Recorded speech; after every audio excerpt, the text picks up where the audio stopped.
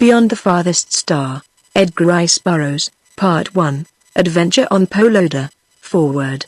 We had attended a party at Diamond Head, and after dinner, comfortable on hickey and easy chairs on the lanai, we fell to talking about the legends and superstitions of the ancient Hawaiians.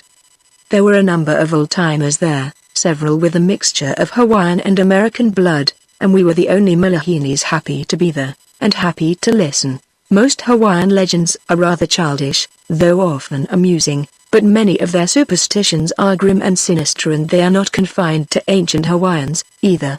You couldn't get a modern Kano Wahine with a drop of Hawaiian blood in his veins to touch the bones or relics still often found in hidden burial caves in the mountains. They seem to feel the same way about kahunas, and that it is just as easy to be polite to a kahuna as not, and much safer. I am not superstitious, and I don't believe in ghosts, so what I heard that evening didn't have any other effect on me than to entertain me. It couldn't have been connected in any way with what happened later that night, for I scarcely gave it a thought after we left the home of our friends, and I really don't know why I have mentioned it at all, except that it has to do with strange happenings, and what happened later that night certainly falls into that category. We had come home quite early, and I was in bed by 11 o'clock, but I couldn't sleep, and so I got up about midnight, thinking I would work a little on the outline of a new story I had in mind. I sat in front of my typewriter just staring at the keyboard, trying to recall a vagrant idea that I had thought pretty clever at the time, but which now eluded me. I stared so long and so steadily that the keys commenced to blur and run together.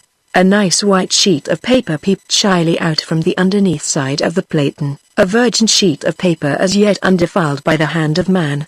My hands were clasped over that portion of my anatomy where I once had a waistline. They were several inches from the keyboard when the thing happened. The keys commenced to depress themselves with bewildering rapidity, and one neat line of type after another appeared upon that virgin paper, still undefiled by the hand of man, but who was defiling it?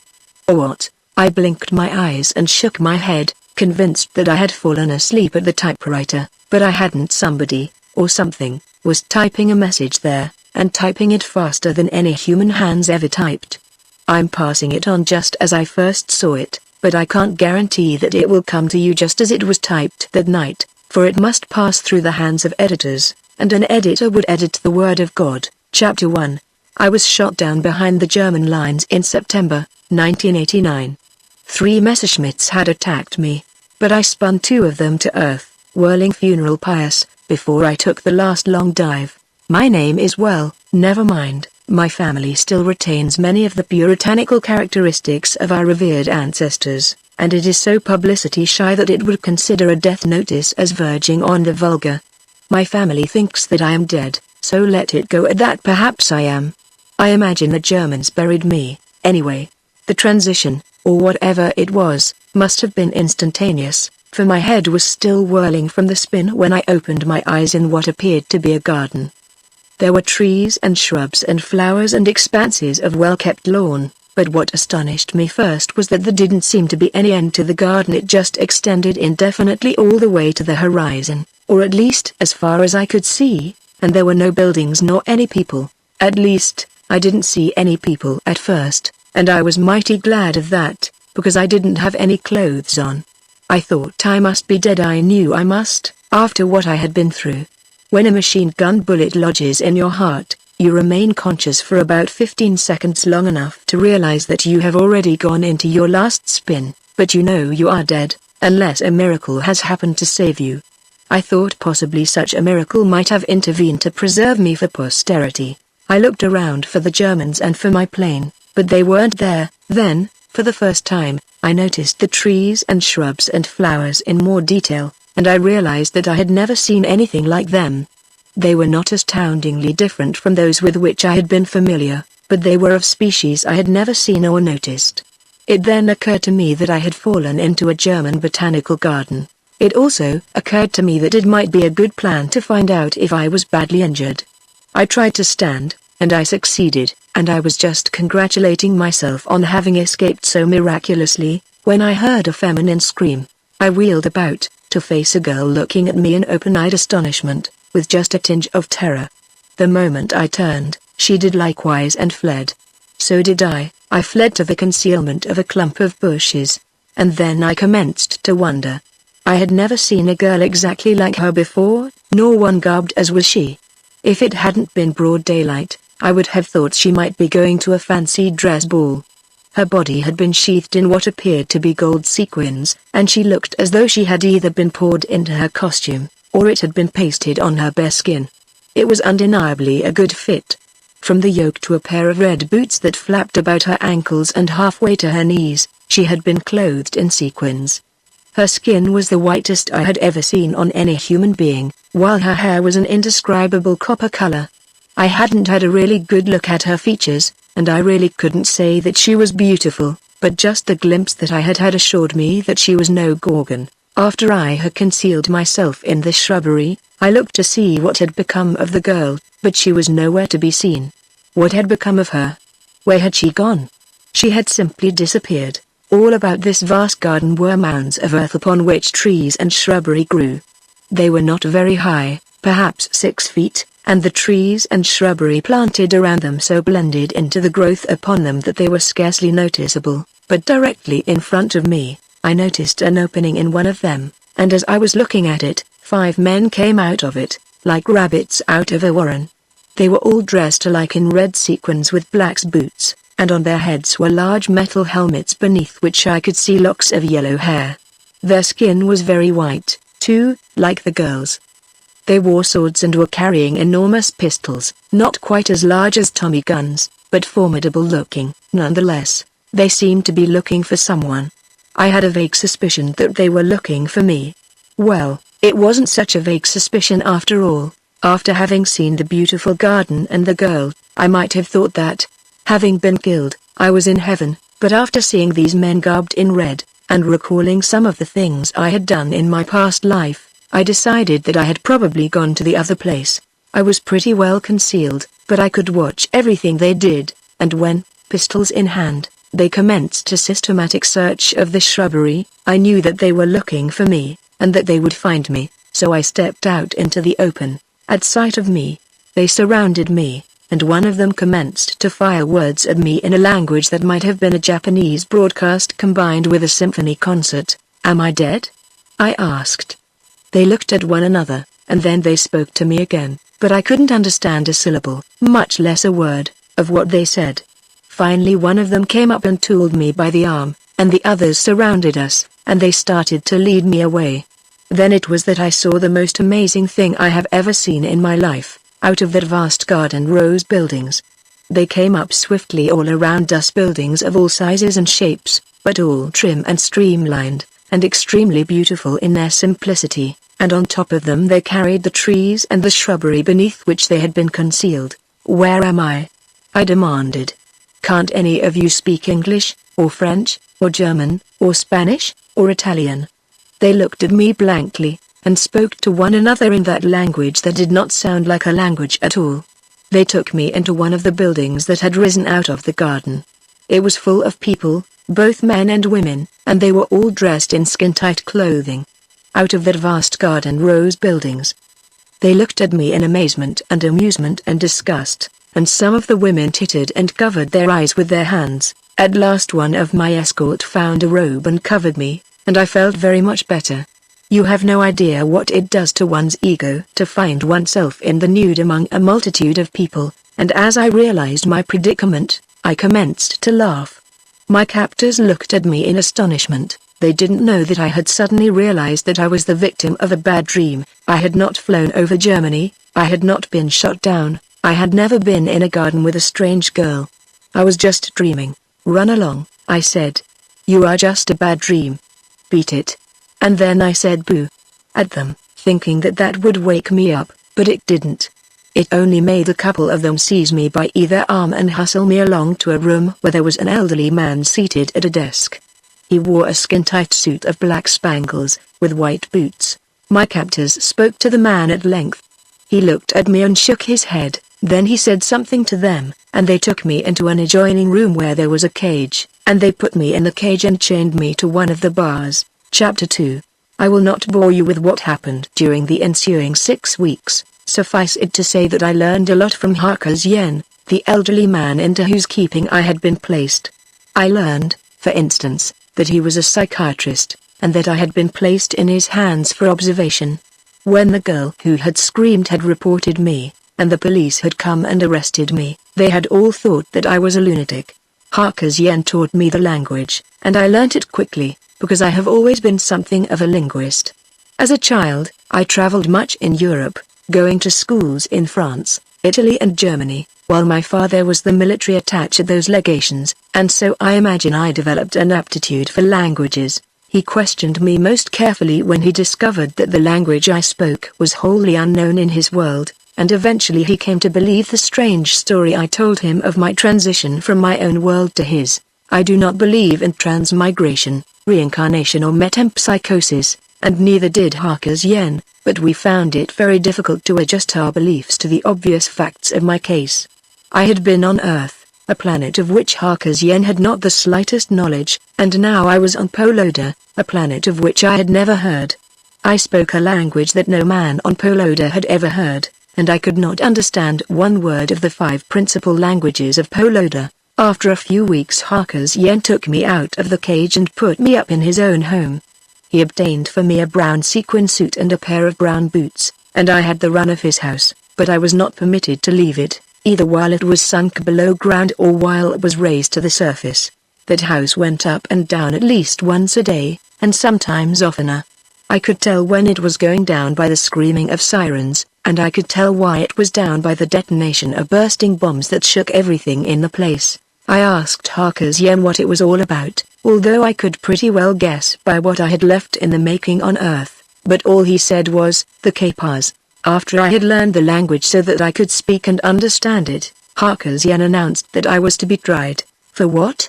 I asked. Well, Tanga, he replied, I guess it is to discover whether you are a spy, a lunatic, or a dangerous character who should be destroyed for the good of Unis.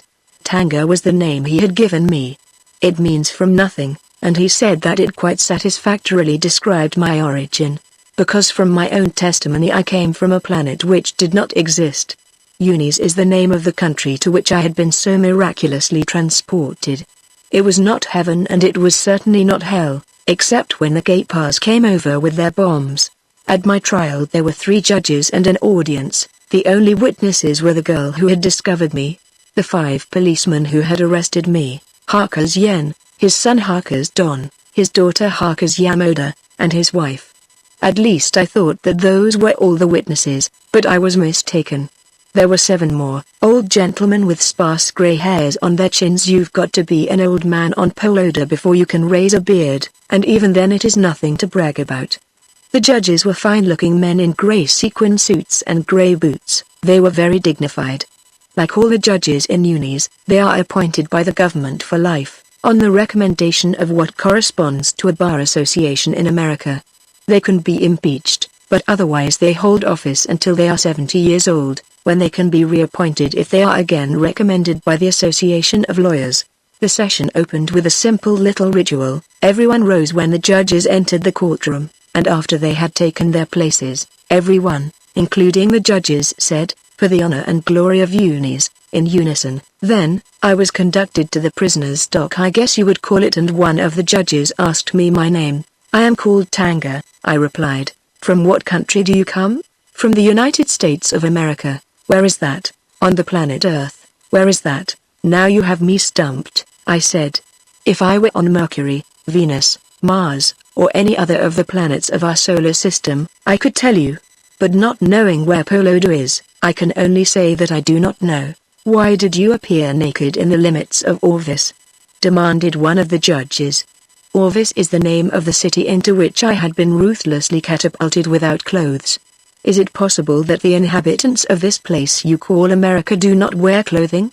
"They wear clothing, most honorable judge," I replied. Harker's Yen had coached me in the etiquette of the courtroom and the proper way to address the judges, but it varies with the mood of the wearer, the temperature, styles, and personal idiosyncrasies.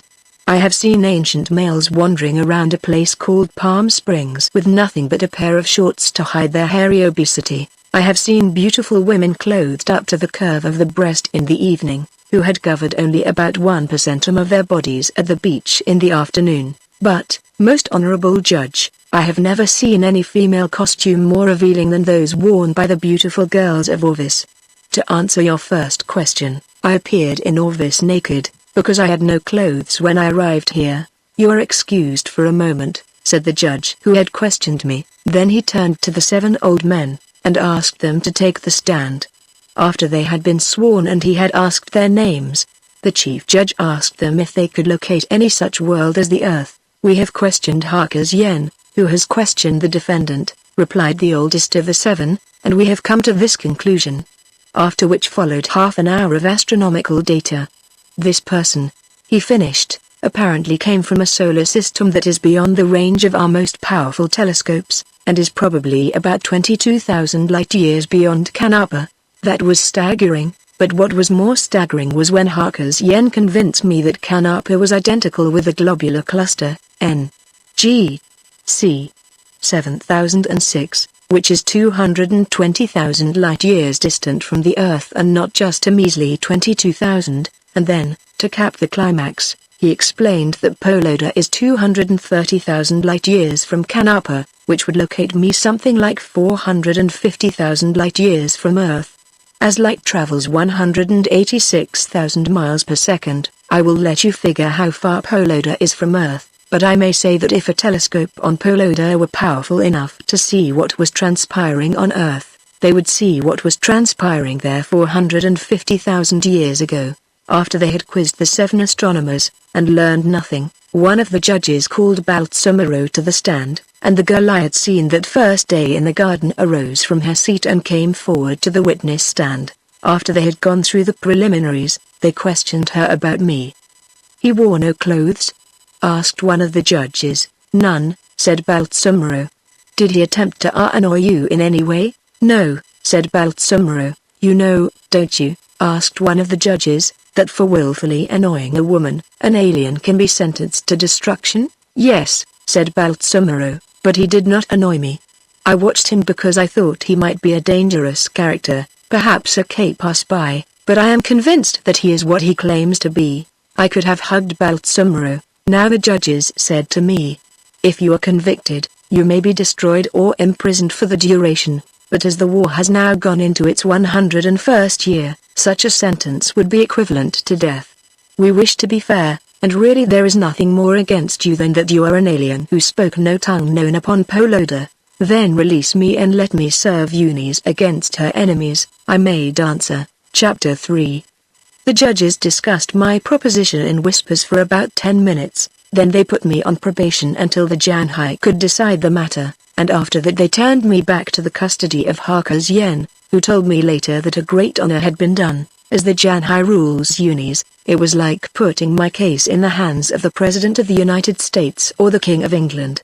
The Janhai is a commission composed of 7 men who are elected to serve until they are 70 years old, when they may be re-elected. The word is a compound of Jan, 7, and Hai, elect.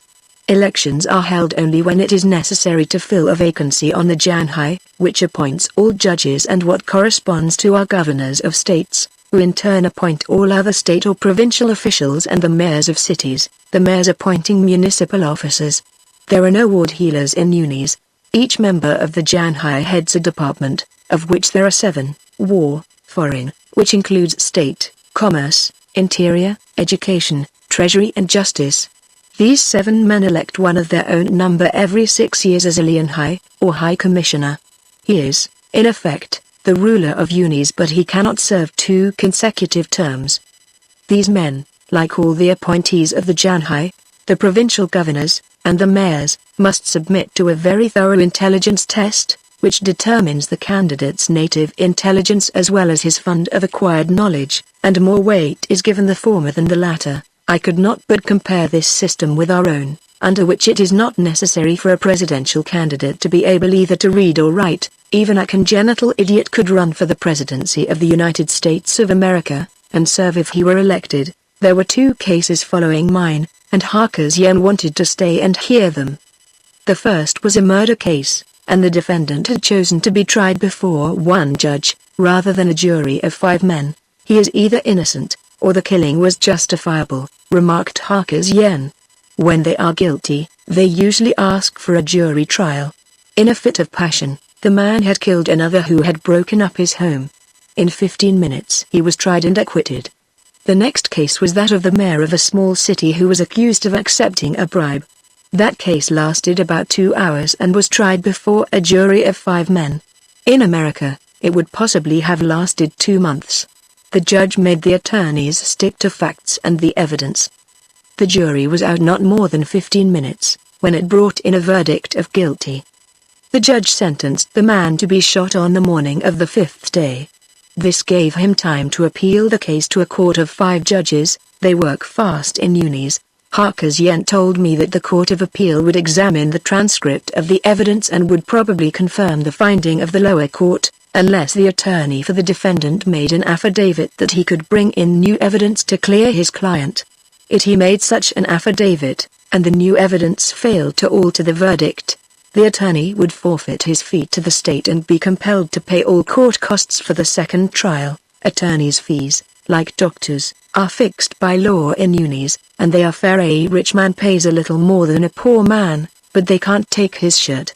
If a defendant is very poor, the state employs and pays any attorney the defendant may select, and the same plan is in effect for the services of doctors, surgeons and hospitalization. After the second trial I went home with Harker's Yen and his son and daughter. While we were walking to the elevators, we heard the wail of sirens, and felt the building dropping down its shaft. It was precisely the same sensation I had when coming down in an elevator from the 102nd story of the Empire State Building. This Justice Building, in which the trials had been held, is 20 stories high, and it dropped down to the bottom of its shaft in about 20 seconds. Pretty soon we heard the booming of anti-aircraft guns and the terrific detonation of bombs. How long has this been going on? I asked. All my life, and long before, replied Harker's Yen. This war is now in its 101st year, said Harker's Don, his son. We don't know anything else. He added with a grin. It started about the time your grandfather was born, said Harker's Yen. As a boy and young man, your great-grandfather lived in a happier world. Then men lived and worked upon the surface of the planet, cities were built above ground, but within 10 years after the Kapars launched their campaign to conquer and rule the world, every city in Unis and every city in Kapar and many cities on others of the 5 continents were reduced to rubble.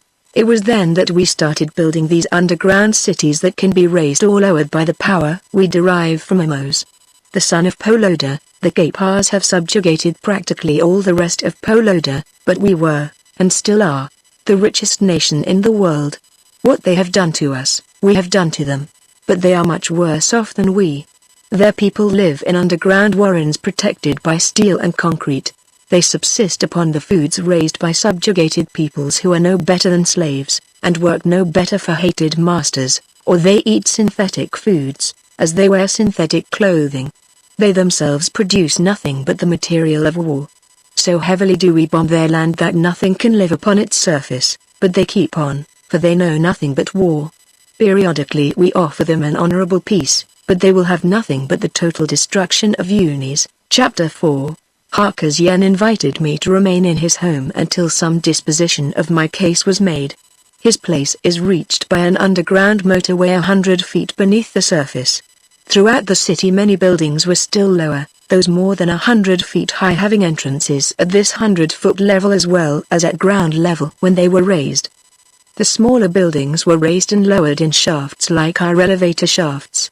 Above them are thick slabs of armor plate which support the earth and topsoil in which grow the trees, shrubbery, and grass which hide them when they are lowered. When these smaller buildings are raised they come in contact with their protecting slabs and carry them on up with them. After we left the center of the city I noticed many buildings built permanently at the 100-foot level, and when I asked Harker's Yen about this, he explained that when this underground city had first been planned it was with the expectation that the war would soon be over and that the city could return to normal life at the surface, that when all hope of the war's end was abandoned, permanent underground construction was commenced. You can imagine, he continued, the staggering expense involved in building these underground cities. The Janhai of Unis ordered them commenced 80 years ago and they are nowhere near completed yet. Hundreds of thousands of the citizens of Unis live in inadequate shelters, or just in caves or in holes dug in the ground. It is because of this terrific expense that, among other things, we wear these clothes we do. They are made of an indestructible plastic which resembles metal. No person, not even a member of the Janhai, may possess more than 3 suits, 2 for ordinary wear and 1 suit of working clothes, for all productivity must go into the construction of our cities and the prosecution of the war. Our efforts cannot be wasted in making clothes to meet every change in style and every silly vanity, as was true 100 years ago. About the only things we have conserved from the old days, which are not absolutely essential to the winning of the war or the construction of our cities, are cultural. We would not permit art, music, and literature to die. It must be a hard life, I suggested, especially for the women. Do you have no entertainment nor recreation? Oh, yes, he replied, but they are simple. We do not devote much time to them. Our forebears who lived 100 years ago would think it a very dull life, for they devoted most of their time to the pursuit of pleasure, which was one of the reasons that the Kapars prosecuted the war so successfully at first, and why almost every nation on Poloda, with the exception of Unis, was either subjugated or exterminated by the Kapars. The motorcars of Unis are all identical, each one seating 4 people comfortably, or 6 uncomfortably. This standardization has effected a tremendous saving in labor and materials. Power is conducted to their motors by what we would call radio from central stations where the sun's energy is stored. As this source of power is inexhaustible, it has not been necessary to curtail the use of motors because of war needs. This same power is also used for operating the enormous pumps which are necessary for draining this underground world, the mechanism for raising the buildings, and the numerous air conditioning plants which are necessary. I was simply appalled by contemplation of the cost of the excavating and constructing of a world beneath the surface of the ground, and when I mentioned this to Harker's Yen he said, "There never has been enough wealth in the world to accomplish what we have accomplished, other than the potential wealth which is inherent in the people themselves. By the brains of our scientists and our leaders, by the unity of our people, and by the sweat of our brows we have done what we have done." Harker's Yen's son and daughter, Don and Yamoda, accompanied us from the Hall of Justice to their home. Yamoda wore the gold sequins and red boots that all unmarried women wear, while Don was in the blue of the fighting forces. He and I have hit it off well together, both being flyers, and neither of us ever tire of hearing stories of the other's world. He has promised to try to get me into the flying service, and Harker's Yen thinks that it may be possible, as there is a constant demand for flyers to replace casualties, of which there are sometimes as many as 500,000 in a month. These figures staggered me when Harker's Don first mentioned them, and I asked him how it was the nation had not long since been exterminated. "Well, you see," he said, "they don't average as high as that. I think the statistics show that we lose on an average of about 100,000 men a month. There are 16 million adult women in Unis and something like 10 million babies are born every year. Probably a little better than half of these are boys. At least 5 million of them grow to maturity, for we are a very healthy race. So, you see, we can afford to lose 1 million men a year." "I shouldn't think the mothers would like that very well," I said. "Nobody does," he replied, "but it is war, and war is our way of life. In my country," I said, "we have what are known as pacifists, and they have a song which is called, 'I didn't raise my boy to be a soldier.'" Harker's Don laughed and then said what might be translated into English as, "If our women had a song, it would be, 'I didn't raise my son to be a slacker.'" Harker's Yen's wife greeted me most cordially when I returned. She has been very lovely to me and calls me her other boy. She is a sad-faced woman of about 60, who was married at 17 and has had 20 children, 6 girls and 14 boys. 13 of the boys have been killed in the war. Most of the older women are Unis, and the older men, too, have sad faces, but they never complain nor do they ever weep. Harker's Yen's wife told me that their tears were exhausted 2 generations ago. I didn't get into the flying service, I got into the labor corps, and it was labor spelled with all capitals, not just a capital L. I had wondered how they repaired the damage done by the continual bombing of the Kapars, and I found out the first day I was inducted into the corps. Immediately following the departure of the Kapar bombers, we scurried out of holes in the ground like worker ants.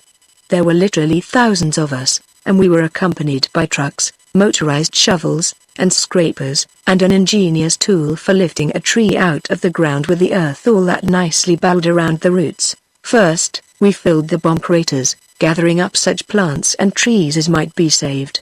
The trucks brought sod, trees, and plants that had been raised underground, and within a few hours all signs of the raid had been obliterated. It seemed to me like a waste of energy, but one of my fellow workers explained to me that it had two important purposes. One was to maintain the morale of the units, and the other was to lower the morale of the enemy. We worked 9 days and had 1 day off, the first day of their 10-day week. When we were not working on the surface, we were working below ground, and as I was an unskilled laborer, I did enough work in my first month in the labor court to last an ordinary man a lifetime. On my 3rd day of rest, which came at the end of my first month in the labor corps, Harker's Don, who was also off duty on that day, suggested that we go to the mountains. He and Yamada got together a party of 12. 3 of the men were from the labor corps, the other 3 were in the fighting service. One of the girls was the daughter of the Alien High, whose office is practically that of the president. 2 of the others were daughters of members of the labor corps. There was the daughter of a university president, the daughter of an army officer, and Yamada.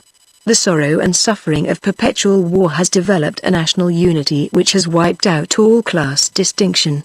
Orvis stands on a plateau entirely surrounded by mountains, the nearest of which are about 100 miles from the city, and it was to these mountains that we took an underground train. Here rise the highest peaks in the range that surrounds Orvis, and as the mountains at the east end of the plateau are low and a wide pass breaks the range at the west end, the Kapars usually come and go either from the east or west, so it is considered reasonably safe to take an outing on the surface at this location. I tell you, it was good to get out in the sun again without having to work like a donkey. The country there was beautiful. There were mountain streams and there was a little lake beside which we planned to picnic in a grove of trees. They had selected the grove because the trees would hide us from any chance enemy flyers who might pass overhead. For all of the lives of 4 generations they have had to think of this until it is second nature for them to seek shelter when in the open. Someone suggested that we swim before we eat. I'd like nothing better, I said, but I didn't bring any swimming things. What do you mean? Asked Yamada. Why, I mean clothes to swim in, a swimming suit. That made them all laugh. You have your swimming suit on, said Harker's Don. You were born in it. I had lost most of my tan after living underground for a couple of months, but I was still very dark compared with these white-skinned people who have lived like moles for almost 4 generations, and my head of black hair contrasted strangely with the copper hair of the girls and the blonde hair of the men. The water was cold and refreshing and we came out with enormous appetites. After we had eaten we lay around on the grass and they sang the songs that they liked. Time passed rapidly and we were all startled when one of the men stood up and announced that we had better leave for home. He had scarcely finished speaking when we heard the report of a pistol shot and saw him pitch forward upon his face, dead. The 3 soldiers with us were the only ones who bore arms. They ordered us to lie flat on our faces, and then they crept forward in the direction from which the sound of the pistol shot had come. They disappeared in the underbrush and shortly afterward we heard a fusillade of shots. This was more than I could stand, lying there like a scared rabbit while Harker's Don and his companions were out there fighting, so I crawled after them. I came up to them on the edge of a little depression in which were perhaps a dozen men behind an outcropping of rock which gave them excellent protection. Harker's Don and his companions were concealed from the enemy by shrubbery, but not protected by it. Every time an enemy showed any part of his body one of the 3 would fire. Finally the man behind the extreme right end of the barrier exposed himself for too long, and we were so close that I could see the hole the bullet made in his forehead before he fell back behind the barrier. Beyond the point where he fell thick trees and underbrush concealed the continuation of the outcropping, if there was more, and this gave me an idea which I immediately set to work to put into execution. I slipped backward a few yards into the underbrush and then crawled cautiously to the right. Taking advantage of this excellent cover, I circled around until I was opposite the left flank of the enemy, then I wormed myself forward on my belly inch by inch until through a tiny opening in the underbrush I saw the body of the dead man and, beyond it, his companions behind their rocky barrier. They were all dressed in drab, grey uniforms that looked like coveralls, and they wore grey metal helmets that covered their entire heads and the backs of their necks, leaving only their faces exposed. They had crossed shoulder belts and a waist belt filled with cartridges in clips of about 15. Their complexions were sallow and unwholesome, and though I knew that they must be young men, they looked old, and the faces of all of them seemed set in sullen scowls. They were the first Gapars that I had seen, but I recognized them instantly from descriptions that Farthest and others had given me. The pistol of the dead man, it was really a small machine gun, lay at his side, and there was almost a full clip of cartridges in it. I could see them plainly from where I lay. I pushed forward another inch or two and then one of the Gapars turned and looked in my direction. At first I thought that he had discovered me, but I presently saw that he was looking at his dead comrade. Then he turned and spoke to his companions in a language I could not understand. It sounded to me something like the noise that pigs make when they eat. One of them nodded to him, evidently in assent, and he turned and started to walk toward the dead man. That looked like the end of my little scheme, and I was just about to take a desperate chance and make a lunge for the pistol when the Gapar foolishly permitted his head to show above the top of the barrier, and down he went with a bullet in his head. The other Gapars looked at him and jabbered angrily to one another, and while they were jabbering I took the chance, extended my arm through the underbrush, grasped the pistol and dragged it slowly toward me. The Gapars were still arguing, or scolding, or whatever they were doing, when I took careful aim at the nearest of them and commenced firing. 4 of the 10 went down before the others realized from what direction the attack was coming. 2 of them started firing at the underbrush where I was hidden, but I brought them down, and then the other 4 broke and ran. In doing so they were exposed to the fire of Farthest and his companions, as well as of mine, and we got every one of them. I had crawled out from the underbrush in order to my friends would get me before they recognized me, so I called Farthest by name and presently he answered, "Who are you?" He demanded. "Tanga," I replied. "I'm coming out, don't shoot." They came over to me then, and we went in search of the Gapar ship, which we knew must be nearby. We found it in a little natural clearing, half a mile back from the place where we had shot them. It was unguarded, so we were sure that we had got them all. "We are ahead 12 pistols, a lot of ammunition, and 1 ship," I said. "We will take the pistols and ammunition back," said Farthest. "But no one can fly this ship back to Orvis without being killed." He found a heavy tool in the ship and demolished the motor. Our little outing was over, and we went home, carrying our 1 dead with us. Chapter 5. The next day, while I was loading garbage on a train that was going to the incinerator, a boy in yellow sequins came and spoke to the man in charge of us, who turned and called to me. "You are ordered to report to the office of the Commissioner for War," he said. "This messenger will take you." "Hadn't I better change my clothes?" I asked. "I imagine that I don't smell very good." The boss laughed. "The Commissioner for War has smelled garbage before," he said, "and he doesn't like to be kept waiting." So I went along with the yellow-clad messenger to the big building called the House of the Janhai, which houses the government of Unis. I was conducted to the office of one of the commissioner's assistants. He looked up as we entered. "What do you want?" he demanded. "This is the man for whom you sent me," replied the messenger. "Oh, yes, your name is Tanga. I might have known by that black hair. So you're the man who says that he comes from another world, some 548,000 light-years from Poloda." I said that I was.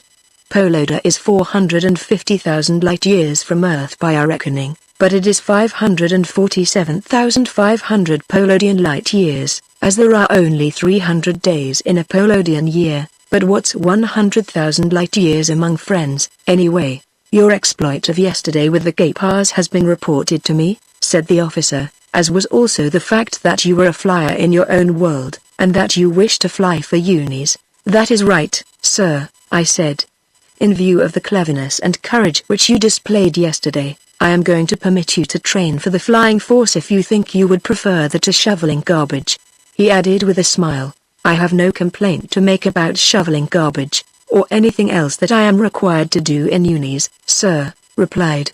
"I came here an uninvited guest, and I have been treated extremely well.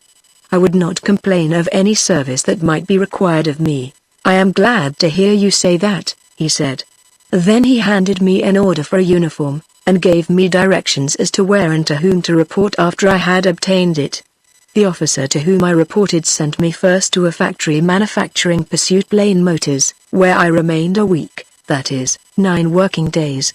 There are 10 assembly lines in this plant and a completed motor comes off of each of them every hour for 10 hours a day. As there are 27 working days in the Polodan month, this plant was turning out 2,700 motors a month. The science of aerodynamics, whether on Earth or on Poloda, is governed by certain fixed natural laws, so that Polodan aircraft do not differ materially in appearance from those with which I was familiar on Earth, but their construction is radically different from ours because of their development of a light, practically indestructible, rigid plastic of enormous strength. Huge machines stamp out fuselage and wings from this plastic. The parts are then rigidly joined together and the seams hermetically sealed. The fuselage has a double wall with an air space between, and the wings are hollow. On completion of the plane, the air is withdrawn from the space between the walls of the fuselage and from the interior of the wings, the resulting vacuum giving the ship considerable lifting power, which greatly increases the load that it can carry. They are not lighter than air, but when not heavily loaded they can be maneuvered and landed very slowly. There are 40 of these plants, 10 devoted to the manufacture of heavy bombers, 10 to light bombers, 10 to combat planes, and 10 to pursuit planes, which are also used for reconnaissance. The enormous output of these factories, over 100,000 planes a month, is necessary to replace lost and worn-out planes, as well as to increase the fighting force, which is the aim of the Unison government.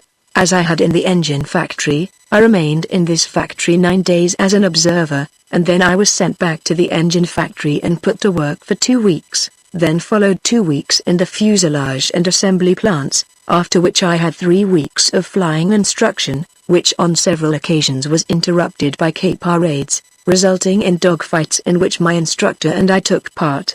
During this period of instruction I was studying the 4 of the 5 principal languages of Poloda with which I was not familiar, giving special attention to the language of the Kappas. I also spent much time studying the geography of Poloda. All during this period I had no recreation whatsoever, often studying all that night until far into the morning, so when I was finally awarded the insignia of a flyer, I was glad to have a day off. As I was now living in barracks, I had seen nothing of the Harkuses, and so, on this, my first free day, I made a beeline for their house. Balsamaro, the girl who had been first to discover me on my arrival on Poloda, was there, with Yamoda and Don. They all seemed genuinely glad to see me and congratulated me on my induction into the flying service. "You look very different from the first time I saw you," said Balsamaro, with a smile, and I certainly did, for I was wearing the blue sequins, the blue boots, and the blue helmet of the fighting service. "I have learned a number of things since I came to Poloda," I told her, "and after having enjoyed a swimming party with a number of young men and women, I cannot understand why you were so shocked at my appearance that day." Balsamaro laughed.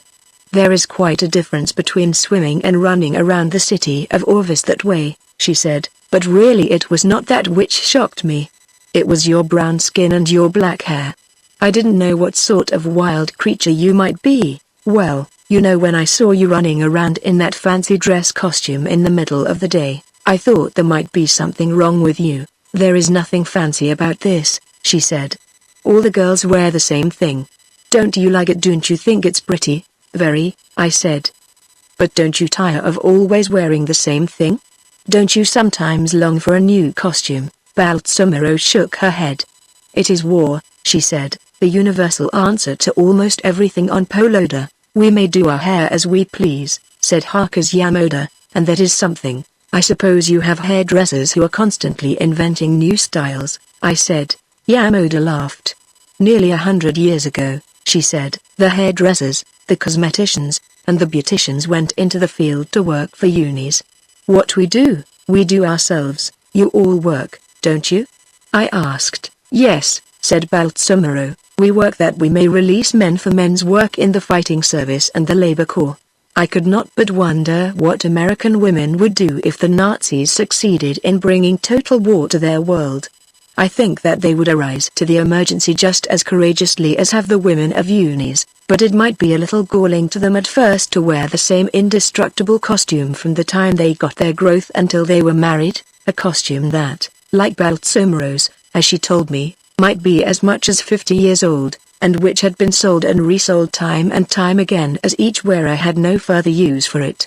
And then, when they were married, to wear a similar, destructible silver costume for the rest of their lives, or until their husbands were killed in battle, when they would change to purple. Doubtless, Irene, Hattie Carnegie, Valentina, and Adrian, would all commit suicide, along with Max Factor, Bequestmore, and Elizabeth Arden. It was rather a strain on my imagination to visualize Elizabeth Arden hoeing potatoes. "You have been here several months now," said Harker's Don. "How do you like our world by this time?" "I don't have to tell you that I like the people who live in it," I replied. "Your courage and morale are magnificent. I like your form of government, too.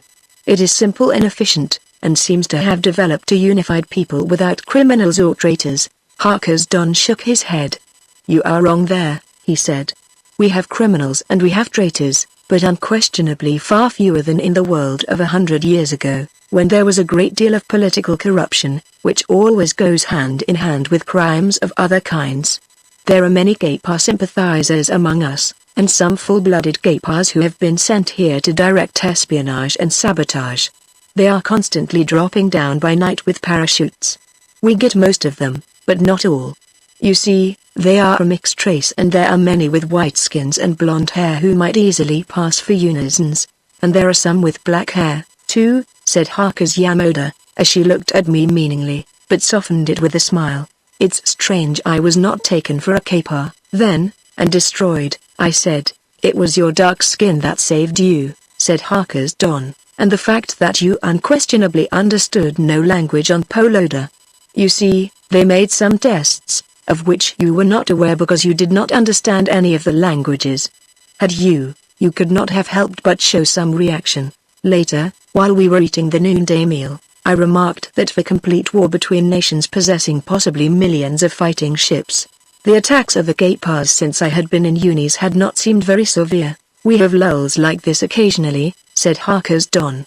"It is as though both sides became simultaneously tired of war, but one never can tell when it will break out again in all its fury." He scarcely had ceased speaking when there came a single, high-pitched shrieking note from the loudspeakers that are installed the length and breadth of the underground city. Harker's Don rose. "There it is now," he said. "The general alarm. You will see war now, Tanga, my friend.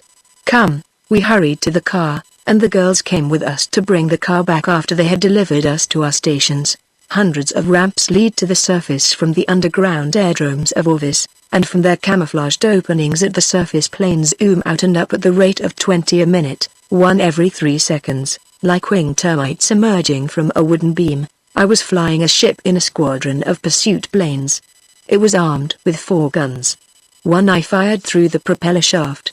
There were 2 in an after cockpit, which could be swung in any direction, and a 4th which fired down through the bottom of the fuselage. As I zoomed out into the open, the sky was already black with our ships. The squadrons were forming quickly and streaking away toward the southwest, to meet the Gaypars who would be coming in from that direction. And presently I saw them, like a black mass of gnats miles away. Chapter 6. Of course, at the time that I had been killed in our little war down on Earth, there had not been a great deal of aerial activity. I mean, no great mass flights.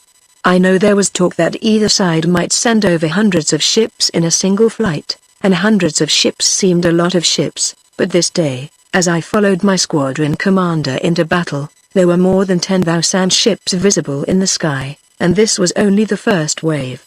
We were climbing steadily at terrific speed in an effort to get above the Gaypars, and they were doing the same. We made contact about 12 miles above the ground, and the battle soon after developed into a multitude of individual dogfights, though both sides tried to keep some semblance of formation.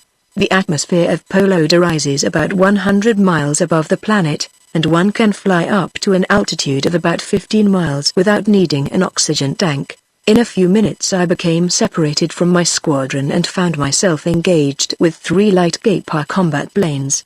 Ships were falling all around us, like dead leaves in an autumn storm, and so crowded was the sky with fighting ships that much of my attention had to be concentrated upon avoiding collisions, but I succeeded in maneuvering into a commanding position and had the satisfaction of seeing one of the Kapars roll over and plummet toward the ground.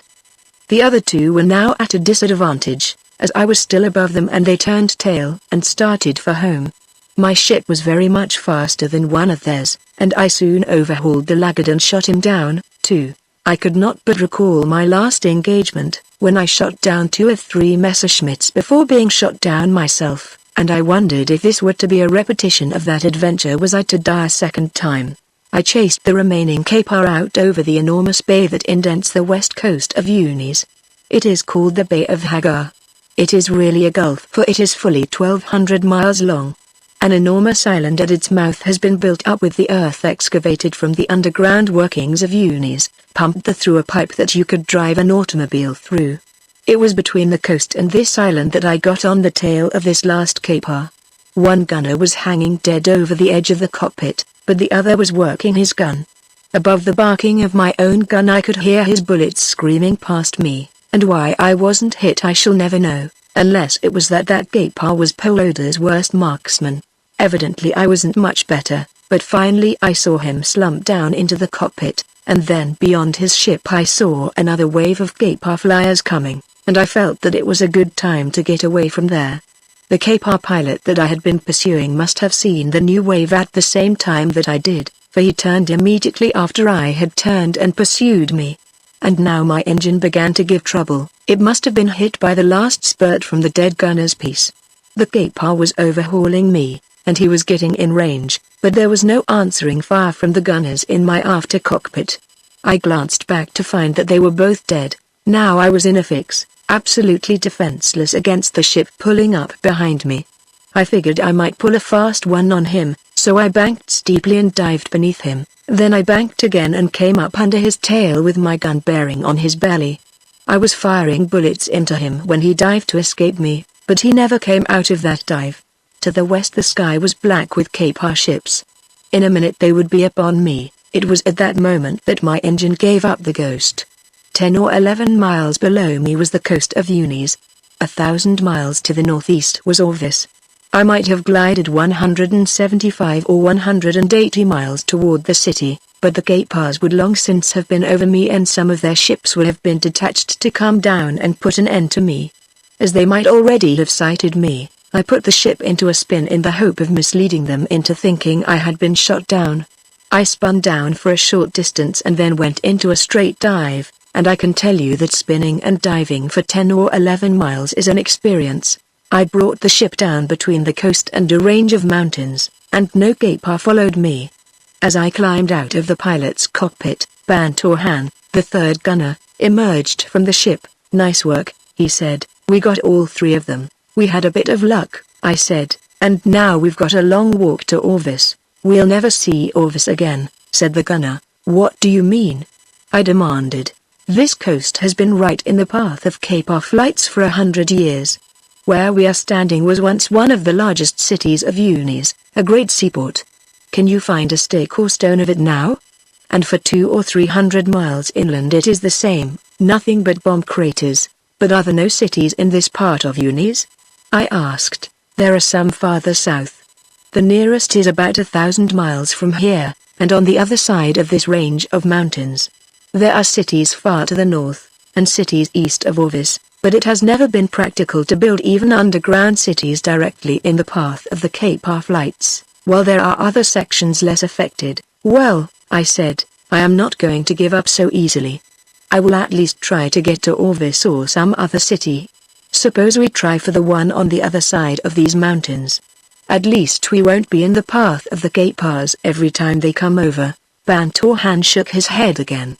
"Those mountains are full of wild beasts," he said.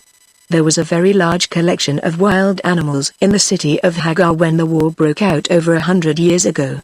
Many of them were killed in the first bombing of the city, but all their barriers were broken down, and the survivors escaped. For 100 years they have ranged these mountains and they have multiplied. The inhabitants of Poland, this city you wish to try to reach, scarcely dare stick their heads above ground because of them. No, he continued, we have no complaint to make. You and I will die here, and that will mean that we have lost 4 men and 1 pursuit plane to their 3 light combat ships and, possibly, 20 men. It is a mighty good day's work, Tanga, and you should be proud. That is what I call patriotism and loyalty, I said, but I can be just as patriotic and loyal alive as dead, and I don't intend even to think of giving up yet. If we are going to die anyway, I can see no advantage in sitting here and starving to death. Bantorhan shrugged. That suits me, he said. I thought I was as good as dead when you tackled those 3 combat planes, and the chances are that I should have been killed in my next engagement. I have been too lucky, so, if you prefer to go and look for death instead of waiting for it to come to you, I'll trot along with you. So Bantorhan and I took the weapons and ammunition of our dead comrades and entered the mountains of Laras. I was amazed by the beauty of these mountains after we entered them. We were about 800 or 900 miles north of the equator and the climate was similar to the south temperate zone of Earth in summertime. Everything was green and beautiful, with a profusion of the strange trees and plants and flowers which are so like those of Earth, and yet so unlike. I had been cooped up for so long in the underground city of Orvis that I felt like a boy just released from a schoolroom for a long vacation. But Bantorhan was uneasy.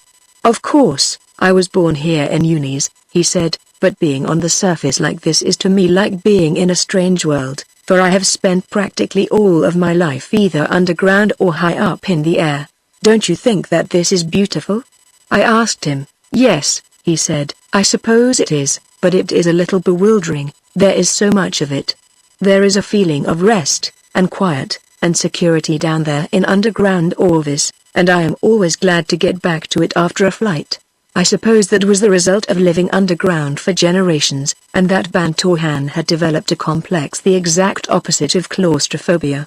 Possibly it has a name, but if it has I never heard it. There were streams in the mountains, and little lakes where we saw fish playing, and the first animal that we saw appeared to be some sort of an antelope. It was armed with long, sharp horns, and looked something like an addax. It was standing with its 4 feet in shallow water at the edge of the lake, drinking, when he came upon it, and as it was upwind from us it did not catch our scent. When I saw it I drew Bantorhan into the concealment of some bushes.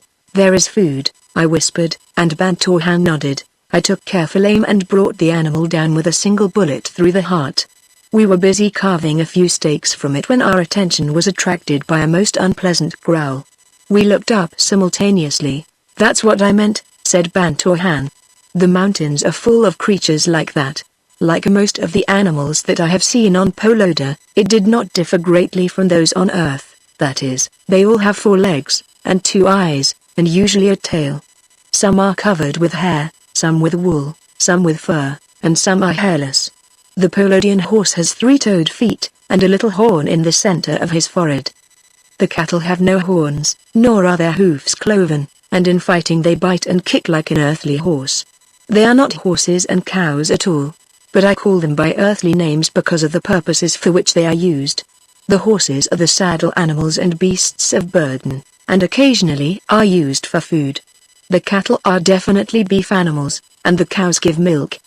The creature that was creeping toward us with menacing growls was built like a lion and striped like a zebra, and it was about the size of an African lion. I drew my pistol from its holster, but Bantorhan laid a hand upon my arm. Don't shoot it, he said, you may make it angry.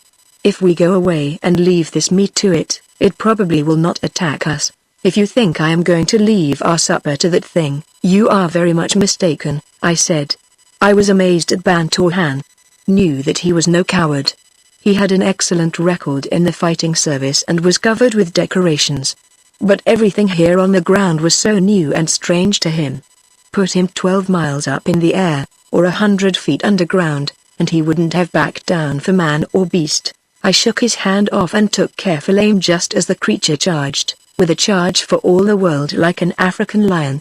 I let him have it straight in the heart, a stream of 4 or 5 bullets, and they almost tore him apart, for they were explosive bullets.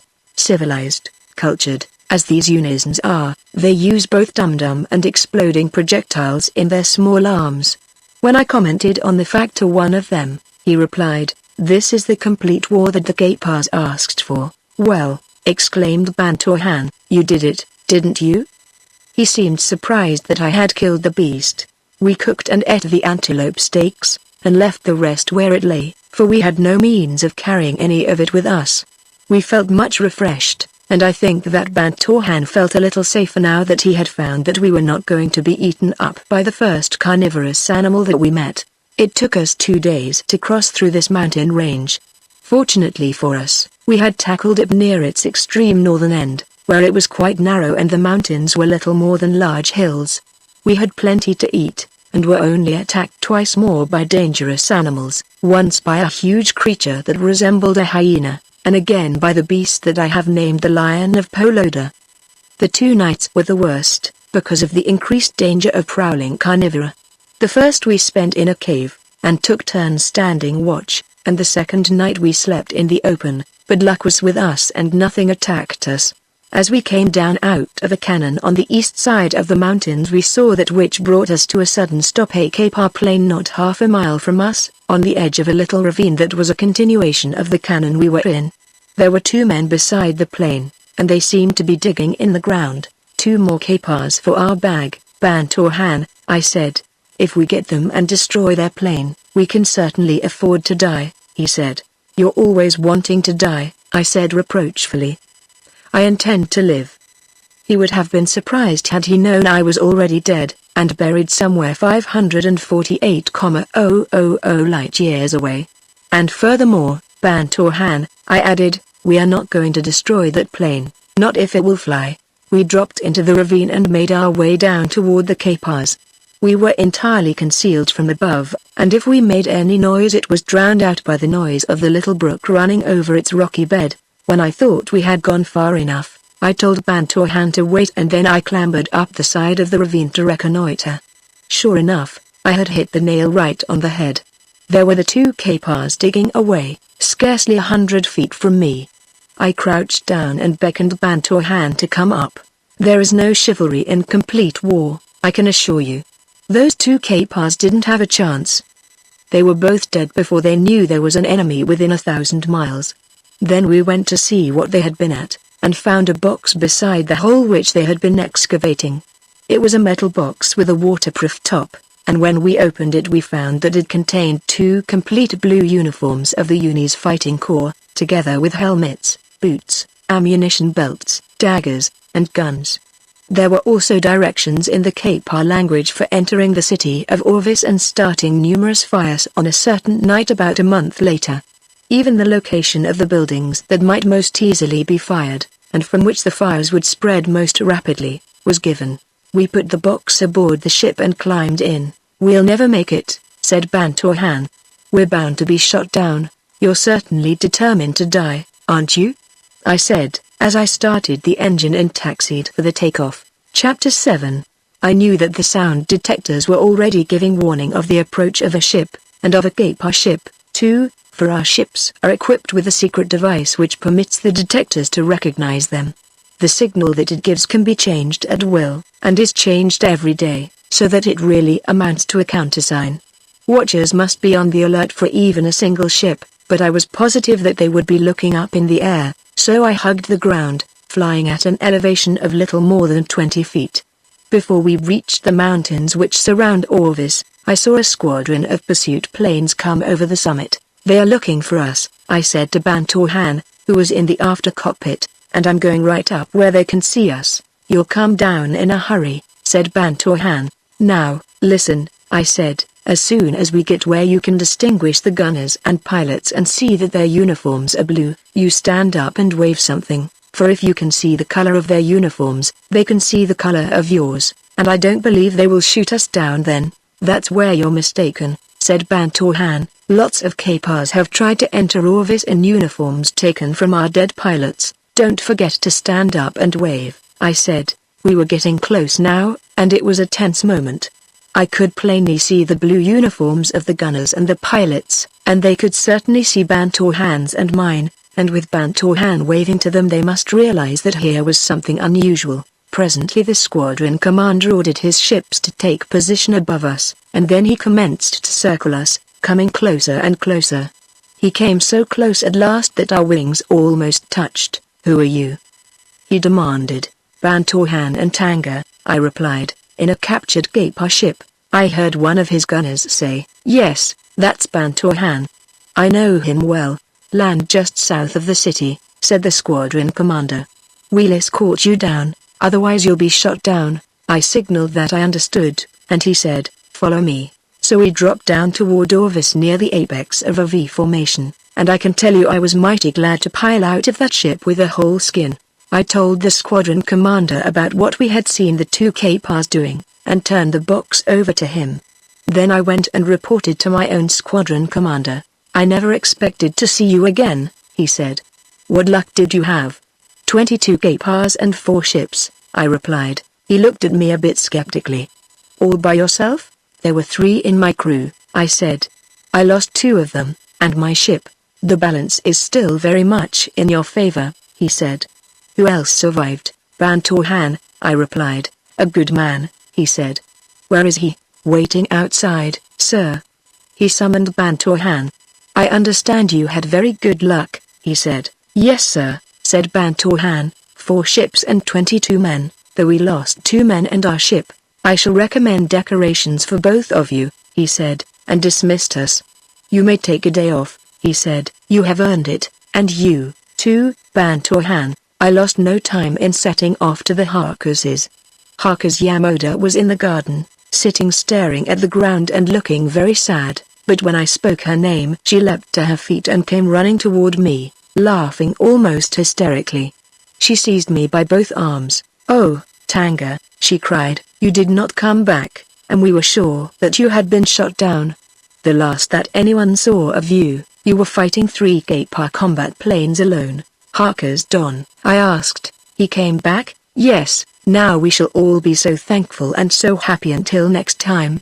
I had dinner with Yamoda and her father and mother, and after dinner Harkos Don came. He was as surprised and delighted as the others to see me. "I didn't think you had a chance," he said. "When a man is gone 3 days, he is reported dead. You were very fortunate." "How did the battle go, Harkos Don?" I asked. "We thrashed them as usual," he said. "We have better ships, better pilots, better gunners, better guns, and I think that now we have more ships. I don't know why they keep on coming over. They sent over 2 waves of 5,000 ships each this time, and we shot down at least 5,000 of them. We lost 1,000 ships and 2,000 men. The others parachuted to safety. I don't see why they keep it up," I said. "I shouldn't think they'd be able to get men to fight when they know they are just going to their death for no good reason." "They are afraid of their masters," replied Harkos Don, "and they have been regimented for so many years that they have no initiative and no individuality. Another reason is that they wish to eat. The leaders live like princes of old, the army officers live exceptionally well, and the soldiers get plenty to eat, such as it is. If they were not fighting men, they would be laborers, which, in Kapara, is the equivalent of being a slave. They get barely enough food to subsist upon and they work from 16 to 18 hours a day, yet their lot is infinitely better than that of the subjugated peoples, many of whom have been reduced to cannibalism." "Let's talk of something pleasant," said Yamoda. "I think I see something pleasant to talk about, coming," I said, nodding toward the entrance to the garden where we were sitting. It was Balsamuro. She came in with a brilliant smile, which I could see was forced. Harkos Don met her and took both her hands and pressed them, and Yamoda kissed her. I had never seen such demonstrations of affection before, for though those 3 people loved one another, and each knew it, they made no show of that love in front of others. They evidently saw that I was puzzled, and Balsamuro said, "My youngest brother died gloriously in the battle," and after a pause she said, "It is war." I am not terribly emotional, but a lump came in my throat and tears to my eyes. These brave people. How they have suffered because of the greed for power, the vanity, and the hate of a man who died almost 100 years ago. They did not speak of Balsamuro's loss again, they never would speak of it again. "It is war, so you have tomorrow free," said Harkos Don. "Perhaps you are fortunate." "Why?" I asked. "Tomorrow we raid Kapara with 20,000 ships," he said. "It is a reprisal raid. and then they will send over 40,000 ships in reprisal," said Harker's Yamada, "and so it goes on forever. I shall not have a free day tomorrow," I said. "Why, what do you mean?" asked Yamada. "I am going out with my squadron," I said. "I don't see why the commander didn't tell me." "Because you have earned a day to yourself," said Harker's Don. "Nevertheless, I am going," I said. Chapter 8. We took OFF the next morning just before dawn. Thousands of planes of all descriptions.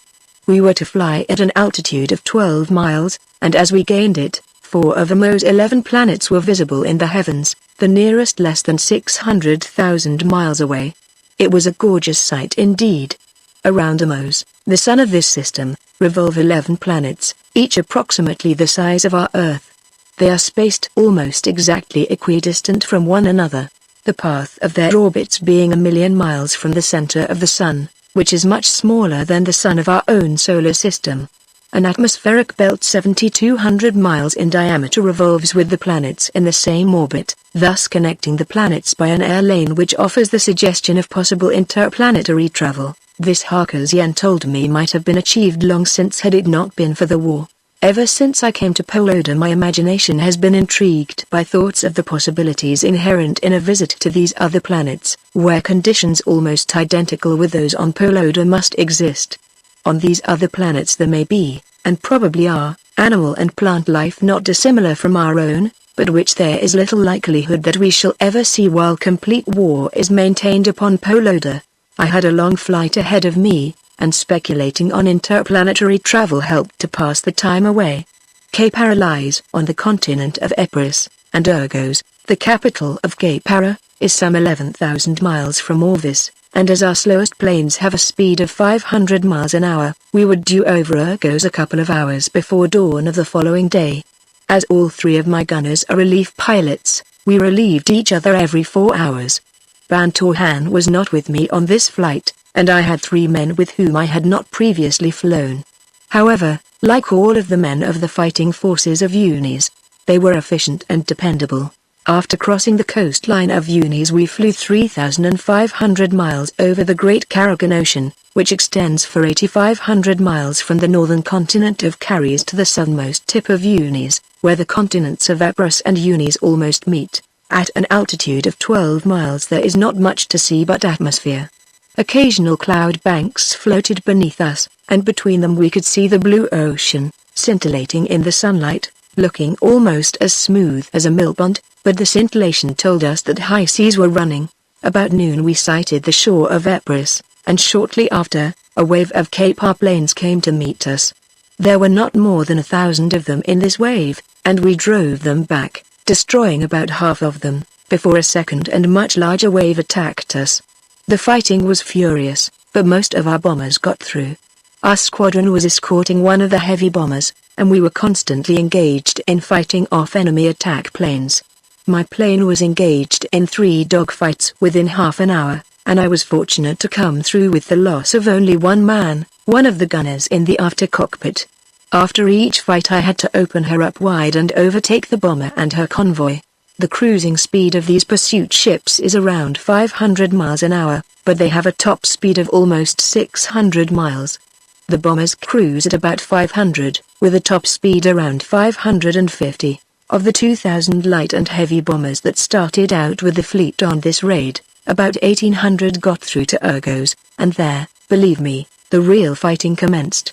Thousands upon thousands of Cape Ar planes soared into the air, and our fleet was augmented by the arrival of the survivors of the dogfights. As the bombers unloaded their heavy bombs we could first see the flames of the explosions, and then, after what seemed a long while, the sound of the detonation would come to us from 12 miles below. Ships were falling all about us, ours and the Cape Ars.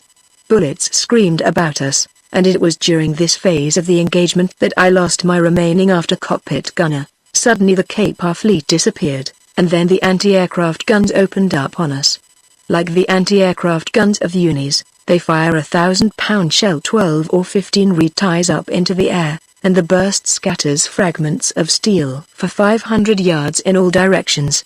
Other shells contain wire nets and small parachutes, which support the nets in the air to entangle and foul propellers. After unloading our bombs, some 7 or 8,000 tons of them, upon an area of 200 square miles over and around Burroughs. We started for home, circling to the east and then to the north, which would bring us in over the southernmost tip of Unis.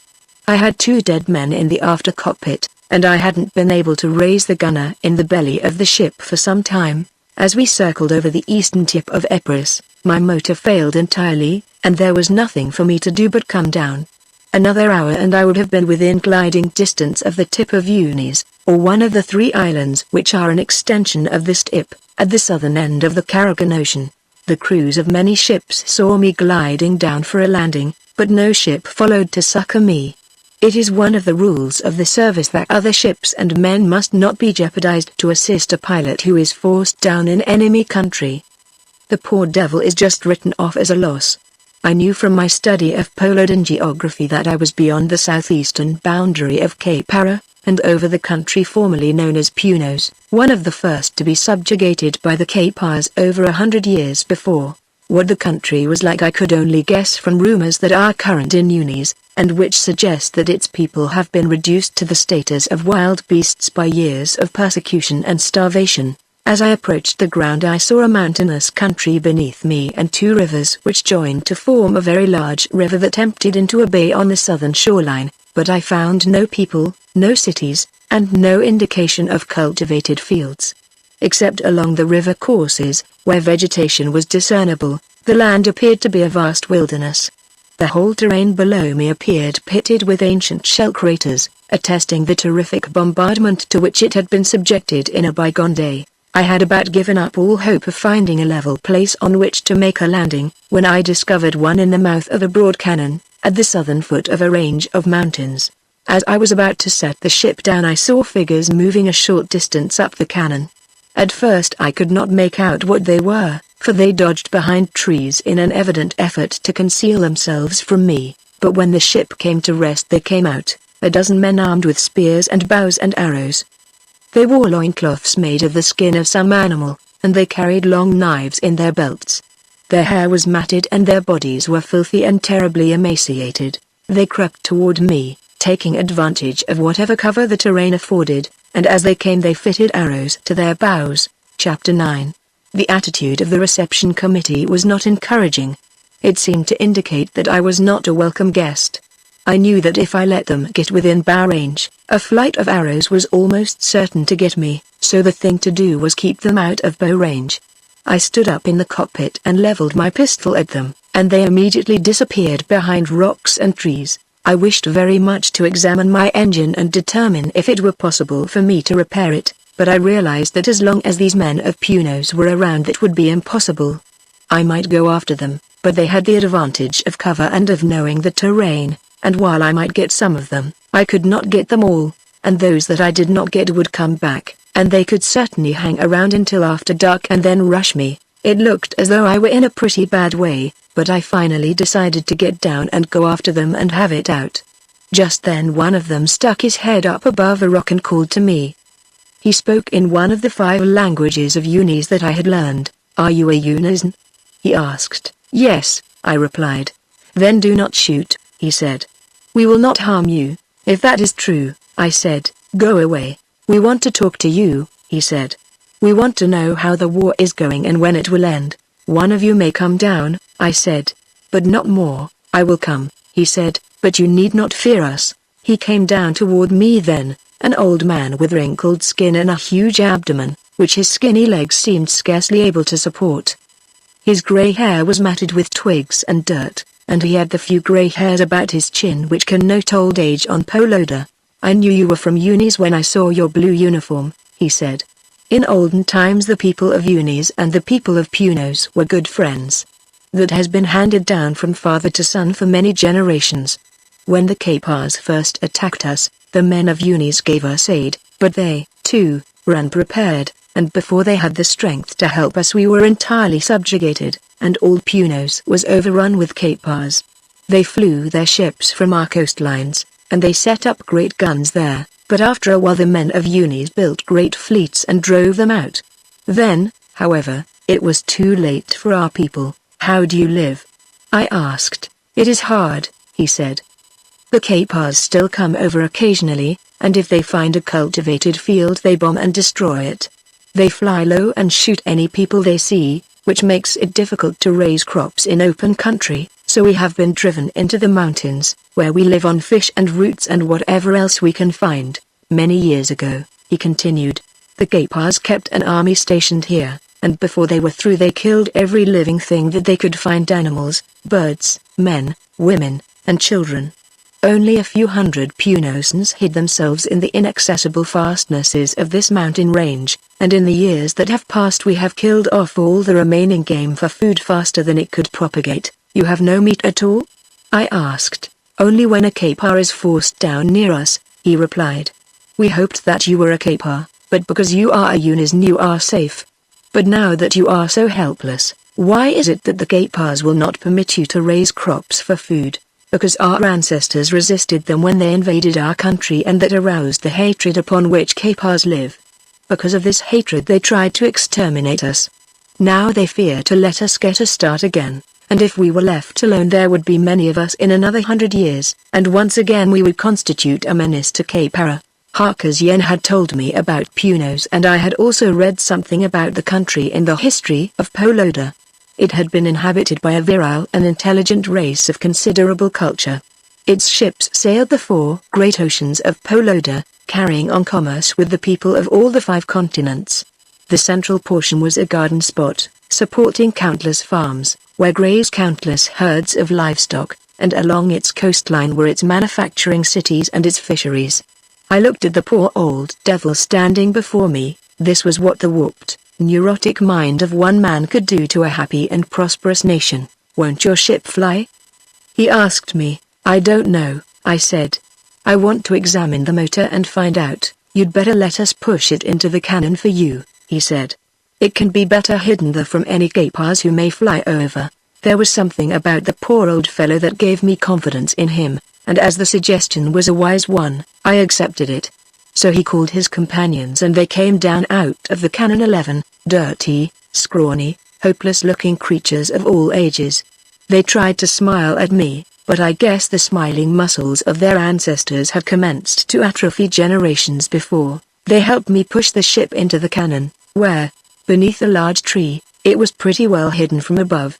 I had forgotten the dead men aboard the ship, but one of the Punosans, climbing up on the wing, discovered the 2 in the after cockpit, and I knew that there must be another one in the belly of the ship.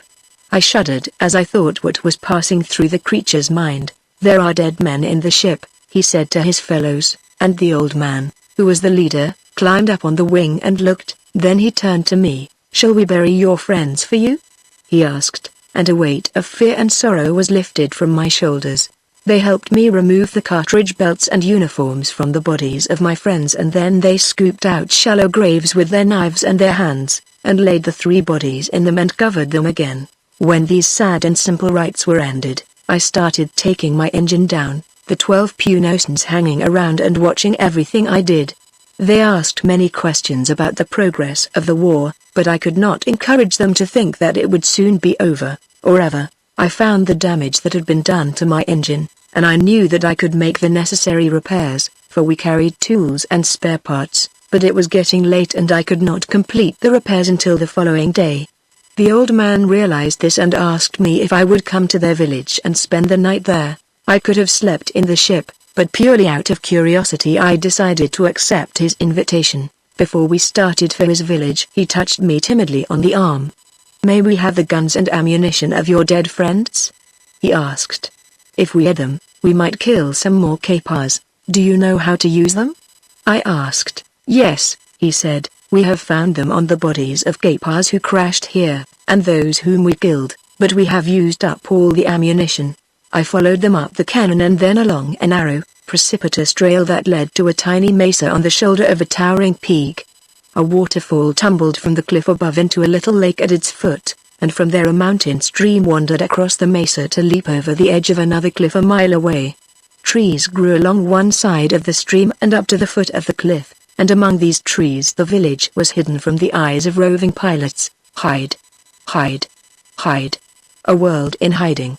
It seemed difficult to imagine that anyone had ever walked freely in the sunlight on the surface of Poloda without being ready to dodge beneath a tree, or into a hole in the ground, and I wondered if my world would ever come to that.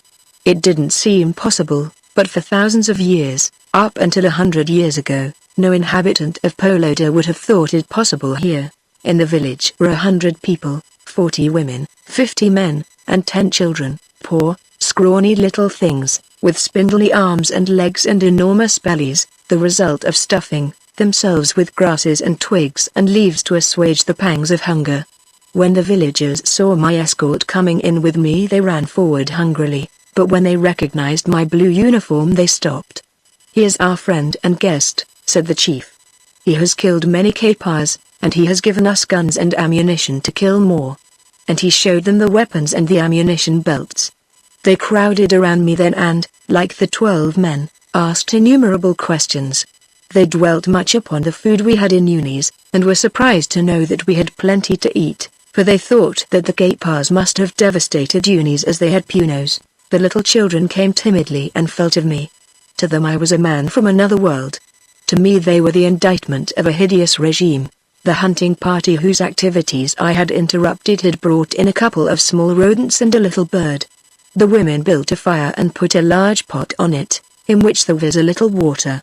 Then they took the feathers off the bird and skinned the rodents, and threw them in without cleaning them. To this they added herbs and roots and handfuls of grass. "The skins will make a little soup for the children for breakfast," an old woman explained to me as she laid them carefully aside. They stirred the horrible mess with a piece of a small branch of a tree, and when it boiled the children clustered around to sniff the steam as it arose, and the adults formed a circle and stared at the pot hungrily. I had never seen starving people before, and I prayed to God that I might never see any again unless I had the means wherewith to fill their bellies, and as I watched them I did not wonder that they ate Kapars, and I marveled at the kindliness and strength of will that kept them from eating me. When those mothers looked at me I could imagine that they were thinking of me in terms of steaks and chops which they must forego although their children were starving. In a community in which there were 40 adult women there were only 10 children, but I wondered how there could be any. Infant mortality must certainly be high among a starving people. I could imagine that I was looking at the remnant of a race that would soon be extinct, and I thought that there must be something wrong with all the religions in the universe that such a thing could happen to these people while the Kapars lived and bred. When they thought the mess in the pot was sufficiently cooked, little cups of clay, crudely burnt, were passed out, and the chief carefully measured out the contents of the pot with a large wooden ladle. When he came to me, I shook my head, and he looked offended. "Is our fare too mean for you?" he asked. "It is not that," I said. "I am well fed, and tomorrow I shall eat again. Here are starving men, and starving women, and, above all, starving children. Forgive me," he said. "You are a very kind man. The children shall have your share." Then he dipped out another cupful and divided it among the 10 children, scarcely a mouthful apiece, but they were so grateful that once again the tears came to my eyes. I must be getting to be a regular softie, but before I came to Poloda I had never seen such sadness, such courage, such fortitude, or such suffering, as I have upon this poor war-torn planet. Chapter 10. Next morning the whole village accompanied me down the Cation to see me take off for Orvis. 3 men went far in advance, and when he got down into the Cation one of them came running back to meet us.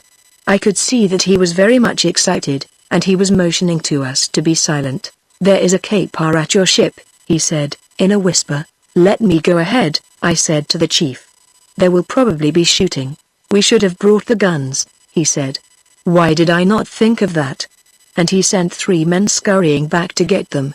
I walked down the cannon until I came to the other 2 men who had gone ahead. They were hiding behind bushes and they motioned me to take cover, but I had no time for that, and instead I ran forward. And when I came in sight of the ship a man was just climbing up onto the wing. He was a Kapar all right, and I started firing as I ran toward him. I missed him, and he wheeled about and held both hands above his head in sign of surrender. I kept him covered as I walked toward him, but as I got nearer I saw that he was unarmed. "What are you doing there, Kapar?" I demanded. He came toward me, his hands still above his head. "For the honor and glory of Unis," he said. "I am no Kapar." He removed his grey helmet, revealing a head of blonde hair. But I had been told that there were some blonde Kapars, and I was not to be taken in by any ruse. You'll have to do better than that, I said. If you are a Unison, you can prove it more convincingly than by showing a head of blonde hair. Who are you, and from what city do you come? I am Baltsojan, he said, and I come from the city of Orvis. Now Baltsojan was the brother that Baltsomero had said was shot down in battle. This might be he, but I was still unconvinced. How did you get here? I demanded. I was shot down in battle about 200 miles from here, he said. We made a good landing and some Kapars who saw that we were evidently not killed came down to finish us off. There were 4 of them and 3 of us. We got all 4 of them, but not before my 2 companions were killed. Knowing that I was somewhere in Epirus, and therefore in Kapar-dominated country, I took the uniform of one of the Kapars as a disguise. Why didn't you take his gun and ammunition, too? Because we had all exhausted all our ammunition, he replied, and guns without ammunition are only an extra burden to carry. I had killed the last Kapar with my last bullet. You may be all right, I said, but I don't know. Can you tell me the name of some of your sister's friends? Certainly, he said. Her best friends are Harkers Yamoda and Harkers Don, daughter and son of Harkers Yen. I guess you're all right, I said. There are a couple of blue uniforms in the after cockpit. Get into one of them at once, and then we'll go to work on the motor. Look, he cried, pointing beyond me, some men are coming. They are going to attack us. I turned to see my friendly hosts creeping toward us with shafts fitted to their bows. It is all right, I shouted to them. This is a friend. If he is a friend of yours, then you must be a Kapar, replied the chief. He is no Kapar, I insisted, and then I turned and shouted to Baltsojan to get into a blue uniform at once. Perhaps you have deceived us, shouted the chief. How do we know that you are not a Kapar? After all, our children are hungry, screamed a woman further back up the cannon. Our children are hungry, we are hungry, and here are 2 Kapars. It was commencing to look very serious. The men were creeping closer, they would soon be within bow range. I had put my pistol back into its holster after I had been convinced that Baltsojan was no imposter, and I did not draw it as I walked forward to meet the chief. We are friends, I said. You see, I am not afraid of you. Would I have given you the 3 guns and the ammunition had I been a Kapar? Would I have let that man back to live if I had not known that he was a Unison? The chief shook his head. That is right, he said. You would not have given us the guns and ammunition had you been a Kapar. But how do you know this man is not a Kapar? He added suspiciously. Because he is the brother of a friend of mine, I explained. He was shot down behind the Kapar lines and he took the uniform from a Kapar he had killed to use as a disguise, because he knew that he was in Kapar country. About this time Baltsojan crawled out of the after cockpit dressed in the blue suit, boots, and helmet of a Unison fighting man. Does he look like a Kapar? I asked. No, the chief said. You must forgive us. My people hate the Kapars, and they are hungry. With Baltsojan's help I had the engine repaired and we were ready to take off a little afternoon, and when we rose into the air the starving villagers stood sad-eyed and mute, watching us fly away toward a land of plenty. As we rose above the mountains that lay between us and the coast I saw 3 ships far to our left. They were flying in a southwesterly direction towards Cape Ara. I think they are Kapars, said Baltsojan, who was far more familiar with the lines of Polodian ships than I, having spent most of his lifetime looking at them. Even as we watched, the 3 ships turned in our direction. Whatever they were, they had sighted us and were coming for us. If they were Unisons, we had nothing to fear, nor for that matter did we have anything to fear if they were Kapars, for my ship could outfly them by 100 miles an hour. Had they been as fast as ours, they could have cut us off, for they were in the right position to do so. We had been making about 400 miles an hour and now I opened the throttle wide, for I did not purpose taking any chances, as I felt that we wouldn't have a chance against 3 Kapars, with 3 or 4 guns apiece, while we only had 2. I opened the throttle, but nothing happened. The engine didn't accelerate at all. I told Baltsojan, we shall have to fight, then, he said, and I wanted to get home and get a decent meal. I have had practically nothing to eat for 3 days. I knew how Baltsojan felt. for I had had nothing to eat myself for some time, and anyway I had had enough fighting for a while. "They're Kapars all right," said Baltzojan presently. There was no doubt about that now. The black of their wings and fuselages was quite apparent, and we were just about going to meet them over the island off the southern tip of Unis. We were going to meet right over the last and largest of the 3 islands, which is called the Island of Despair, where are sent those confirmed criminals who are not to be destroyed, and those Unisans whose loyalty is suspected, but who cannot be convicted of treason. I had been fiddling with the engine controls, trying to step up the speed a little, when the first burst of fire whistled about us. The leading ship was coming head-on toward us, firing only from her forward gun, when Baltzojan sent a stream of explosive projectiles into her. I saw her propeller disappear then, and she started to glide toward the Island of Despair. "That's the end of them," shouted Baltzojan. Quite suddenly and unexpectedly my motor took hold again, and we immediately drew away from the other 2 ships, which Baltzojan was spraying with gunfire. We must have been hit 50 times, but the plastic of our fuselage and wings could withstand machine gun fire, which could injure us only by a lucky hit of propeller or instrument board. It is the heavier guns of combat planes and bombers that these fast, lightly armed pursuit planes have to fear. "I hate to run from Kapars," I shouted back to Baltzojan. "Shall we stay and have it out with them? We have no right to throw away a ship and 2 men," he said, "in a hopeless fight." Well, that was that. Baltzojan knew the rules of the game better than I, so I opened the throttle wide and soon left the remaining Kapars far behind, and shortly after, they turned and resumed their flight toward Kapara. There are 2 pilot seats and controls in the front cockpit, as well as the additional controls in the after cockpit. However, 2 men are seldom seated in the front cockpit, except for training purposes, as there is only 1 gun there and the Unis military chiefs don't believe in wasting manpower. However, the seat was there, and I asked Baltzojan to come up and sit with me. "If you see any more Kapars," I said, "you can go back to your gun." "Do you know," he said, after he had crawled up into the forward cockpit and seated himself beside me, "that we have been so busy since you first discovered me climbing into your ship that I haven't had a chance to ask you who you are. I know a lot of men in the fighting service, but I don't recall ever having seen you before." "My name is Tanga," I said. "Oh," he said, "you're the man that my sister discovered without any clothes on after a raid several months ago." "The same," I said, "and she is mourning you for dead. I saw her at the Harkesses the night before we took off for this last raid." "My sister would not mourn," he said proudly. "Well, she was mourning inwardly," I replied, "and sometimes that's worse for a woman than letting herself go. I should think a good cry now and then would be a relief to the women of Poloda." "I guess they used to cry," he said, "but they don't anymore. If they cried every time they felt like crying, they'd be crying all the time, and they can't do that, you know, for there is work to do. It is war." Chapter 11. It is war. That was the answer to everything. It governed their every activity, their every thought. From birth to death they knew nothing but war. Their every activity was directed at the one purpose of making their country more fit for war. "I should think you would hate war," I said to Baltzojan. He looked at me in surprise. "Why?" he demanded. "What would we do with ourselves if there were no war?" "But the women," I said. "What of them?" "Yes," he replied, "it is hard on them. The men only have to die once, but the women have to suffer always." "Yes, it is too bad, but I can't imagine what we would do without war.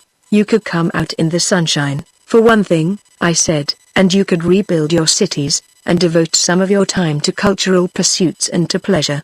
You could trade with other countries, and you could travel to them, and wherever you went you would find friends." Baltzojan looked at me skeptically. "Is that true in your world?" he asked. "Well, not when I was last there, I had to admit, but then, several of the countries were at war. You see," he said, "war is the natural state of man, no matter what world he lives in." We were over the southern tip of Unis now. The majestic peaks of the mountains of Laras were at our left, and at our right the great river which rises in the mountains south of Orvis emptied into the sea, 1,500 miles from its source. It is a mighty river, comparable, I should say, to the Amazon. The country below us was beautiful in the extreme, showing few effects of the war, for they have many buried cities here whose labor corps immediately erase all signs of the devastating effects of Gepar raids as soon as the enemy has departed.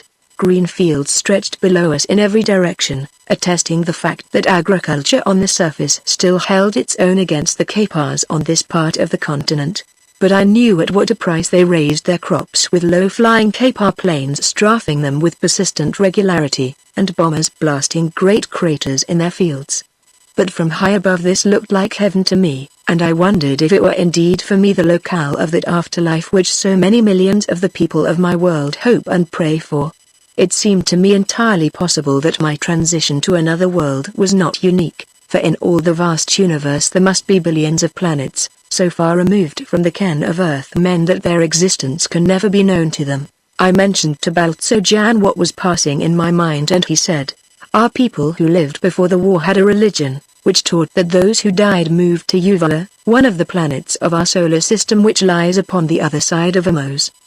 But now we have no time for religion, we have time only for war. You don't believe in a life hereafter, then?" I asked. "Well, I didn't either, once, but I do now. Is it really true that you come from another world?" he asked. "Is it true that you died there and came to life again on Poloda?" "I only know that I was shot down by an enemy plane behind the enemy lines," I replied. "A machine gun bullet struck me in the heart, and during the 15 seconds that consciousness remained I remember losing control of my ship and going into a spin. A man with a bullet in his heart, spinning toward the ground from an altitude of 10,000 feet, must have died." "I should think so," said Baltzojan, "but how did you get here?" I shrugged. "I don't know any more about it than you do," I replied. "Sometimes I think it is all a dream from which I must awake." He shook his head. "Maybe you are dreaming," he said, "but I am not. I am here, and I know that you are here with me. You may be a dead man, but you seem very much alive to me." "How did it seem to die?" "Not bad at all," I replied. "I only had 15 seconds to think about it, but I know that I died happy because I had shot down 2 of the 3 enemy planes that had attacked me." "Life is peculiar," he said. "Because you were shot down in a war on a world countless millions of miles away from Poloda, I am now alive and safe.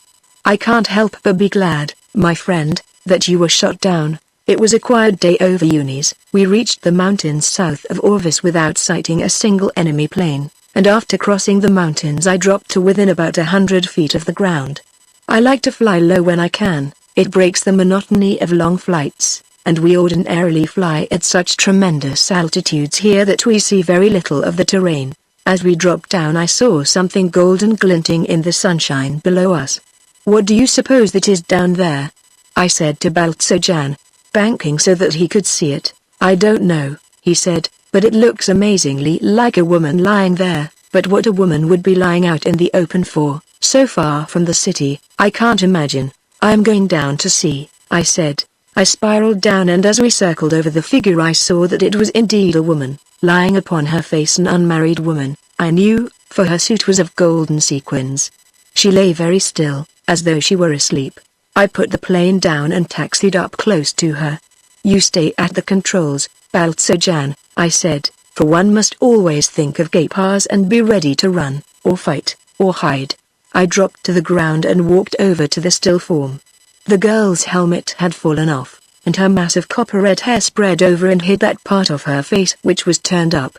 I knelt beside her and turned her over, and as I saw her face my heart leapt to my throat. It was Haku's Yamoda, little Haku's Yamoda, crushed and broken. There was blood on her lips, and I thought she was dead, but I didn't want to believe it. I wouldn't believe it, and so I placed my ear against her breast and listened, and faintly I heard the beating of her heart.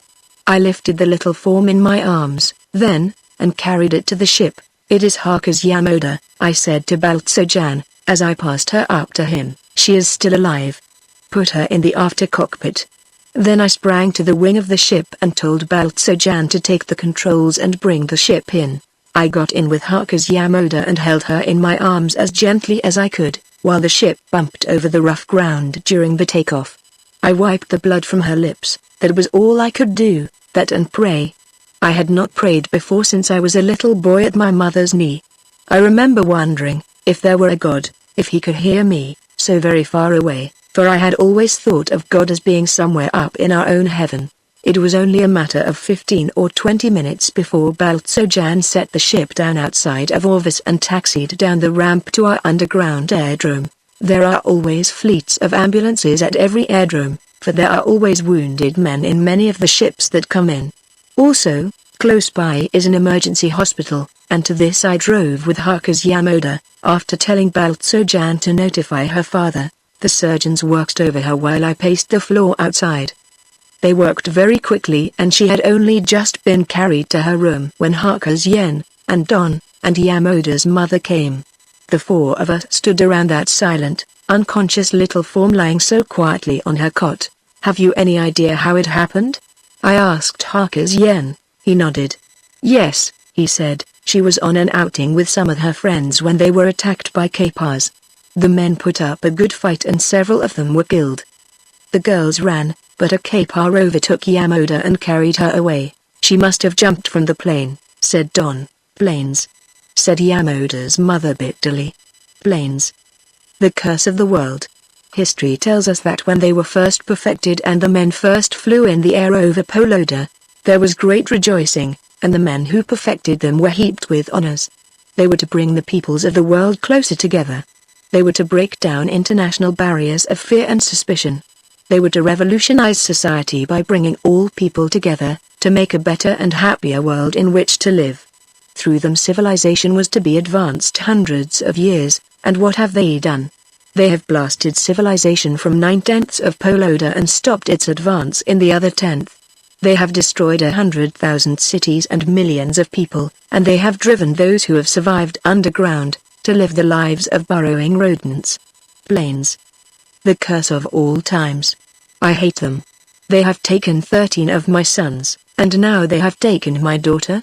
It is war," said Hakas Yen, with bowed head. "This is not war," cried the sad-faced woman, pointing at the still form upon the cot. "No," I said, "this is not war, it is rapine and murder. What else can you expect of the Kapars?"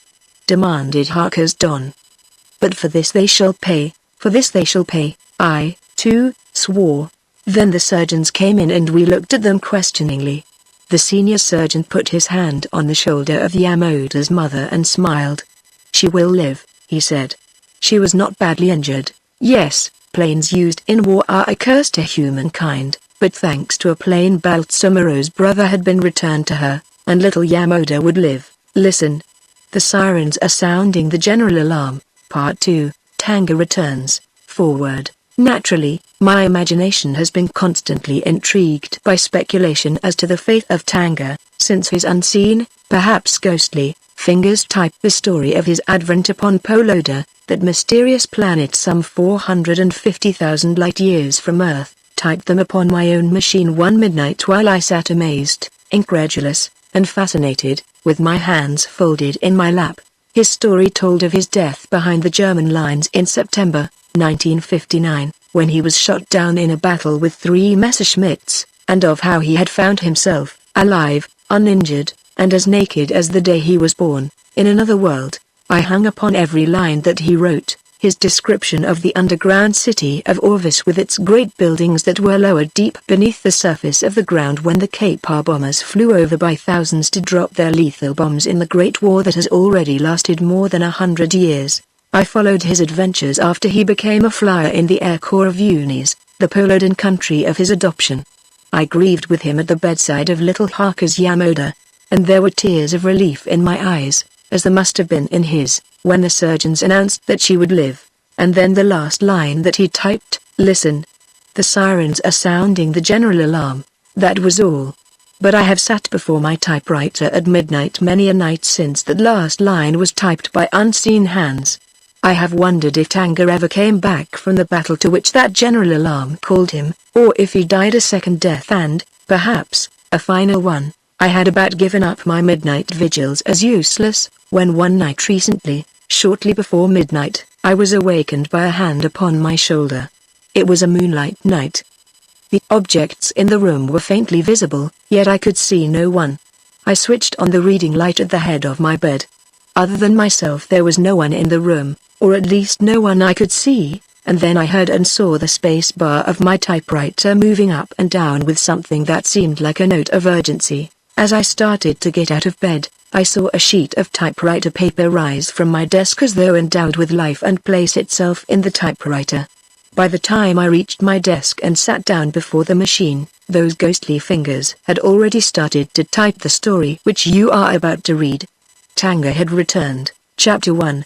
That general alarm certainly called us to a real battle. The Kapars sent over 10,000 planes, and we met them over the Bay of Hagar with fully 20,000. Perhaps 1,000 of them got through our lines to drop their bombs over Orvis, those that our pursuit planes did not overtake and shoot down, but we drove the others out over the Karagan Ocean, into which ships plunged by the thousands. At last they turned and fled for home, but we pursued them all the way to Urgos, flying low over the very city, strafing them as they taxied for their ramps. Then we turned back, perhaps 10,000 ships out of the 20,000 that had flown out to meet the Kapars.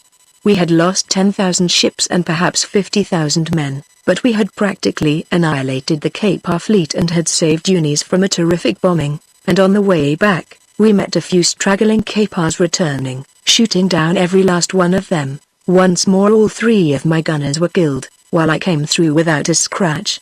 Either I have a charmed life or else, having died once, I cannot die again. I saw practically nothing of Haku's Yamoda while she was convalescing, as the doctors had ordered that she have perfect rest, but a fly has to have relaxation, and he has to have girlfriends. He sees altogether too much of men while he is on duty, as about half of those he does see are firing rifles or machine guns or cannons at him.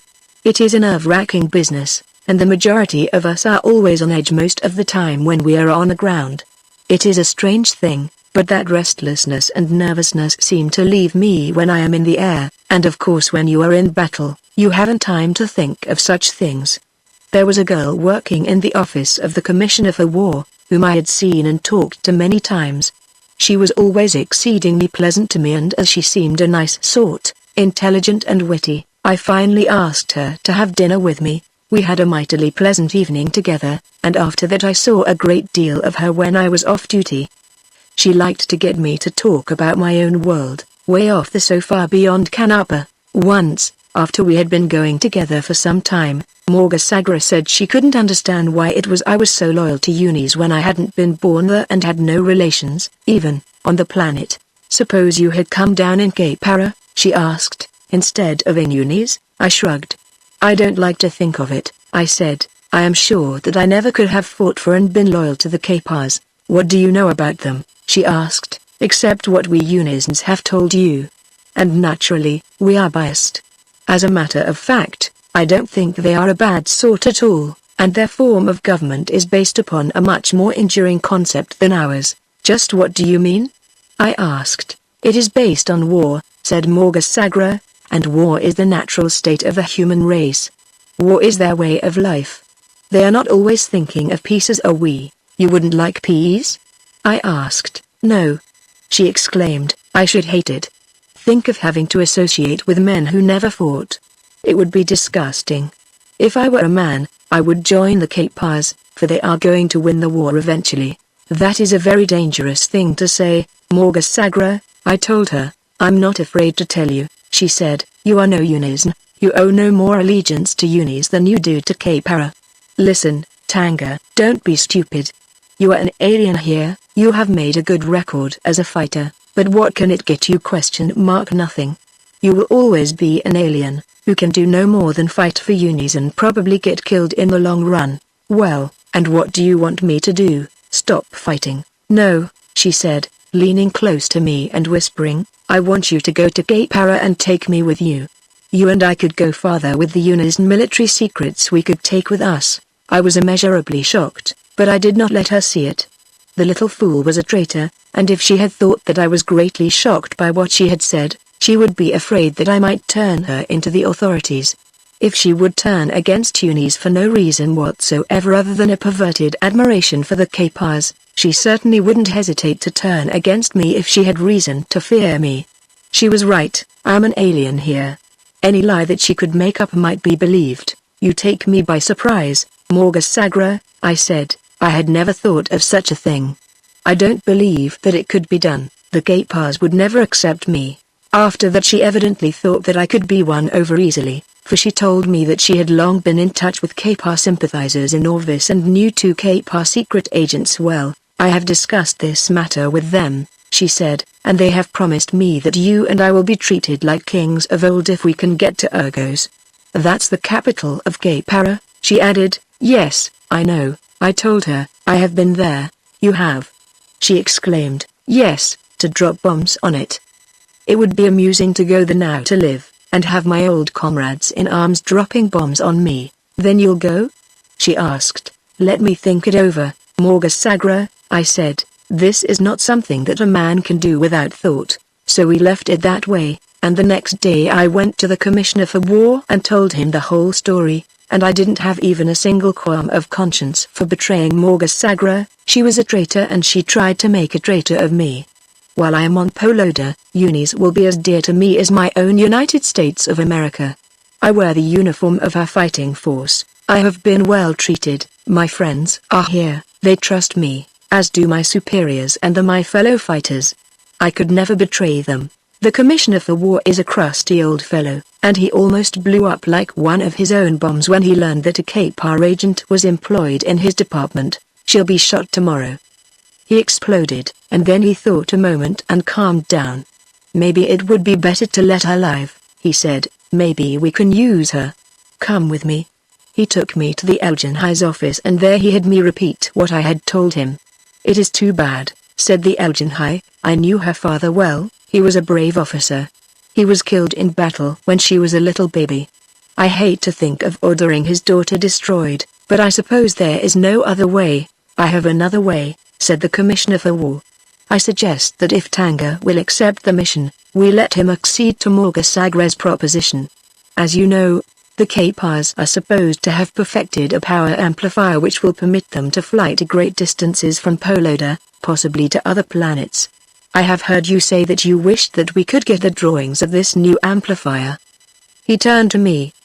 It would be a very dangerous mission, Tanga, and one in which you might not possibly be able to succeed, but there would be a chance, if you were there. What do you say to it? I am in the service of Eunice, I said. Whatever you wish me to do, I will do to the best of my ability. Excellent, said the Elgin High. But do you realize that the chances are about 1,000 to 1 that you will be unsuccessful and that you will never get out of Kapara alive? I realize that, sir, I said, but I take similar chances almost every day of my life. Then it is settled, he said. Let us know when you are ready to go, and every arrangement will be made to facilitate your departure. And, by the way, when you get to Kapara, see if you can get any information as to the fate of one of our most valuable secret agents from whom we have not heard for 2 years. He is an officer named Edgar, and then he described the man very minutely to me, as I could not, of course, inquire about him, and furthermore, he had unquestionably changed his name after he reached Kapara.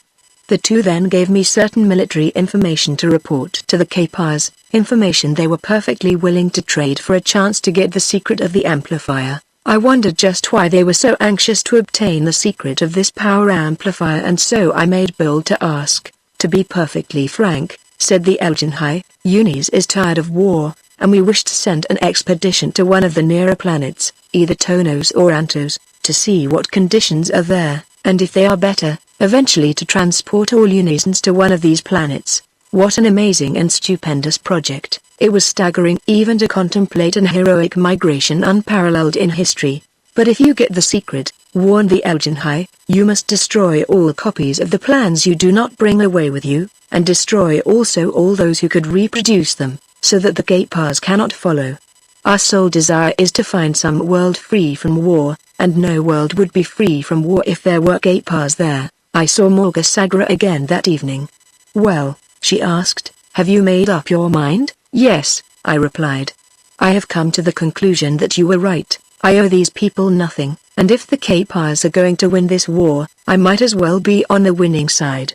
You are quite right, she said. You will never regret it. I have made all the necessary arrangements for our entry into Kapara, but the problem of getting out of Eunice is for you to solve. I will take care of everything. I told her, and in the meantime I think that we should not be seen together too much. Hold yourself in readiness to leave at any moment. I may call for you tomorrow or the next day. We parted then and I went out to the Harkesses to bid them goodbye. Yamoda was stronger and had been moved out into the garden, where she lay on a couch in the artificial sunlight which illuminates this underground city. She seemed so genuinely happy to see me that I hated to tell her that I was going away for an indefinite period. We had become such excellent friends that it saddened us both to realize that we might not see one another again for a considerable time, and her lip trembled when I told her that I had come to say goodbye. She seemed to sense that this was more than an ordinary parting to which the women of unis are so accustomed. "How long will you be gone?" she asked. "I have no idea," I replied. "Then I suppose that you can't tell me where you are going, either." "No, I can't," I replied. "About all I can tell you is that it is a secret mission." She nodded and placed her hand on mine. "You will be careful of yourself, won't you, Tanga?" she asked. "Yes, Yamoda, I will be careful, and I will try to get back as quickly as possible, for I shall miss you very much. You have been doing very well without me lately," she said, with a mischievous twinkle in her eye. "Is she such very good company?" "She is better than nobody," I replied, "and I get terribly lonesome when I can't come out here." "I don't believe I know her," she said. "She does not go with the same people I do." I thought I noticed just a trace of contemptuousness in that speech, something quite unlike Yamoda. "I have never met any of her friends," I said.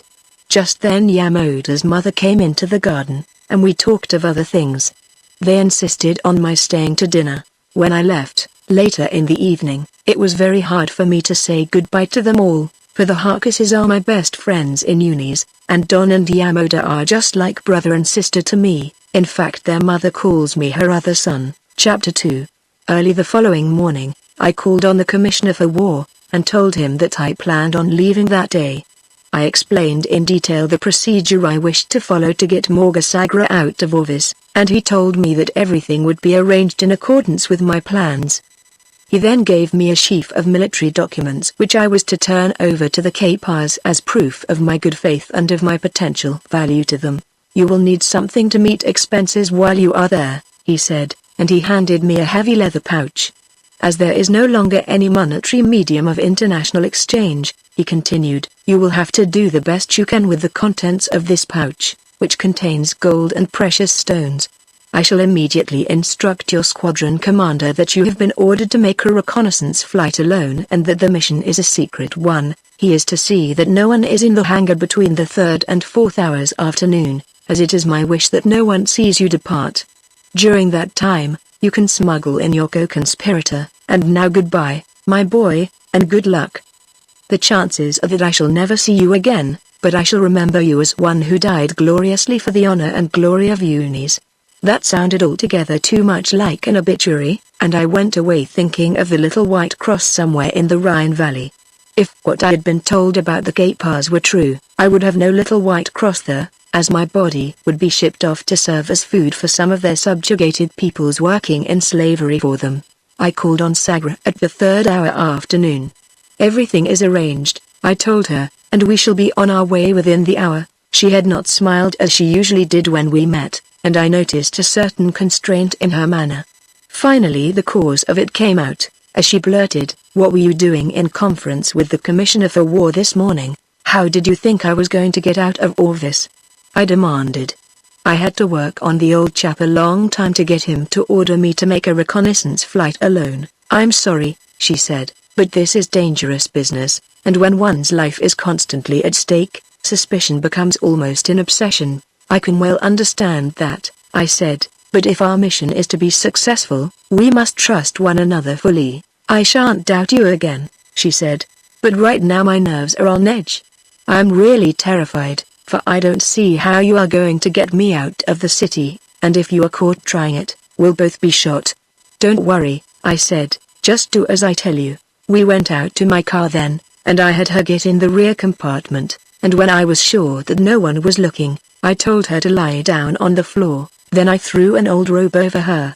I drove directly to the hangar, which I found entirely deserted.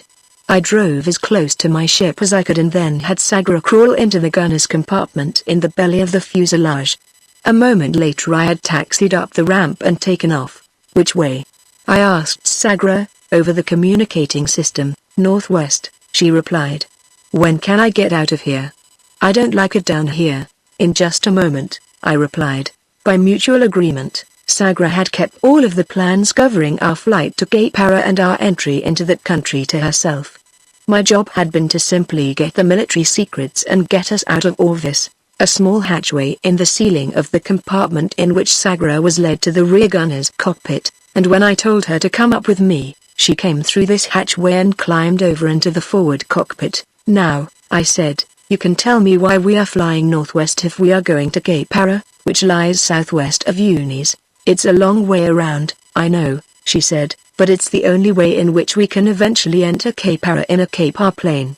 In this plane and with that uniform of yours, we'd not get far in Cape Para, so we are flying to Gorvas first. Gorvas is a city on the continent of Caries, the farthest removed from the continent of Epirus on which Cape Para is situated. It is a poor barren continent, and the one least affected by the war, for it possesses nothing that the Capars want. After an uneventful flight, we landed at Gorvas. No fighting planes had come up to meet us, and no anti-aircraft shells had burst around us, as we had circled above Gorvas before landing, for the people of Caries know they have nothing to fear from Unis, and we received a friendly greeting from some officers at the airport. Morga Sagra had obtained forged credentials for us, and she had told me that my name hereafter would be Corvendon, while she would keep her own name which was favorably known to her connections in Urgos, the capital of Cape Ara. After leaving the airport, Sagra told the driver of the public conveyance we had hired, to drive to a certain house, the address of which had been given her by a Cape Ara agent in Orvis. Gorvas is a poor city, but at least it is not underground, although, as I was told, every building has its bomb-proof cellar. Occasionally we saw bomb craters, indicating that the Capars came even here to this far away, barren country, either because the Carisans were known to be friendly with Unis or just to satisfy their inordinate lust for destruction. Our driver took us to a poor part of town and stopped before a mean little one-story stone house where we dismissed him. We stood there until he had driven away, then Sagra led the way along the street to the third house, after which she crossed the street to the house directly opposite. It was all quite mysterious, but it showed the care with which everything had been arranged to avoid leaving a well-marked trail. Approaching the door of this house, which was a little more pretentious than the one before which we had first stopped, Sagra knocked 3 times in rapid succession, and then twice more at intervals, and after a moment the door was opened by a hard-faced, scowling man. "What do you want?" he demanded gruffly. "I am Morga Sagra," replied my companion, "and this is Corvendon." "Come in," said the man, "I've been expecting you." "Let me see your credentials." Sagra handed him a perfectly blank piece of paper. I was standing near the man, and when he opened it up, I saw that there was nothing on it. "Sit down," said the man, and then he went to a desk, and, seating himself there, took what appeared to be a pocket flashlight from one of the drawers and shone its light upon the paper. The light must have made writing on the paper visible, for I could see him passing it back and forth and that his eyes followed it. Presently he got up and handed the paper back to Sagra. "You will remain here," he said, "while I go and complete arrangements." Then he left us. "Do you know that fellow's name?" I asked Sagra. "Yes," she said. "What is it?" "Why didn't you introduce me?" "His name is none of your business," said Sagra.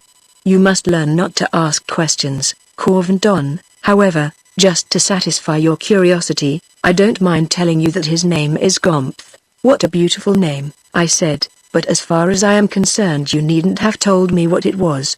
His name doesn't interest me any more than his face." "Don't say things like that," snapped Sagra. "He is a very important person, and it is not wise to make unpleasant remarks about important persons. Now be sure not to let him know that you know his name, for that is not the name that he goes by here." I was getting my introduction to the fear and suspicion which hangs like a pall over everything Cape Aran. I had said that I did not care whether I knew this man's name or not, for how could I know that one day I should be very glad that I did know it. In about an hour, Gompf returned. He had brought with him civilian clothing such as is worn by the inhabitants of Caries, and after we had changed into it, He drove us out into the country, where he turned an old kerosene plane over to us. It was not until Sagra and I were in the plane that he gave us our final instructions, and handed us credentials. He directed us to fly to a city called Pud, on the continent of Eris, and report to a man with the poetic name of Frink, "What will become of my plane?" I asked him, "What difference does it make to you?" He demanded. "It makes a great deal of difference to me," I snapped, for I was getting fed up with all this rudeness and secrecy.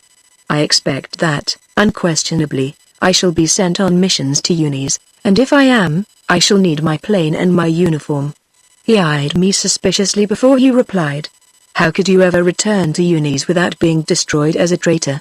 he asked. "Because I used my head before I left Orvis," I replied. "I arranged to be sent out on reconnaissance flight, and I can think of 100 excuses to explain even a long absence. If you ever need your plane or your uniform," he said, "they will be here when you return." I breathed more freely when we rose into the clear air and left Mr. Gompf behind.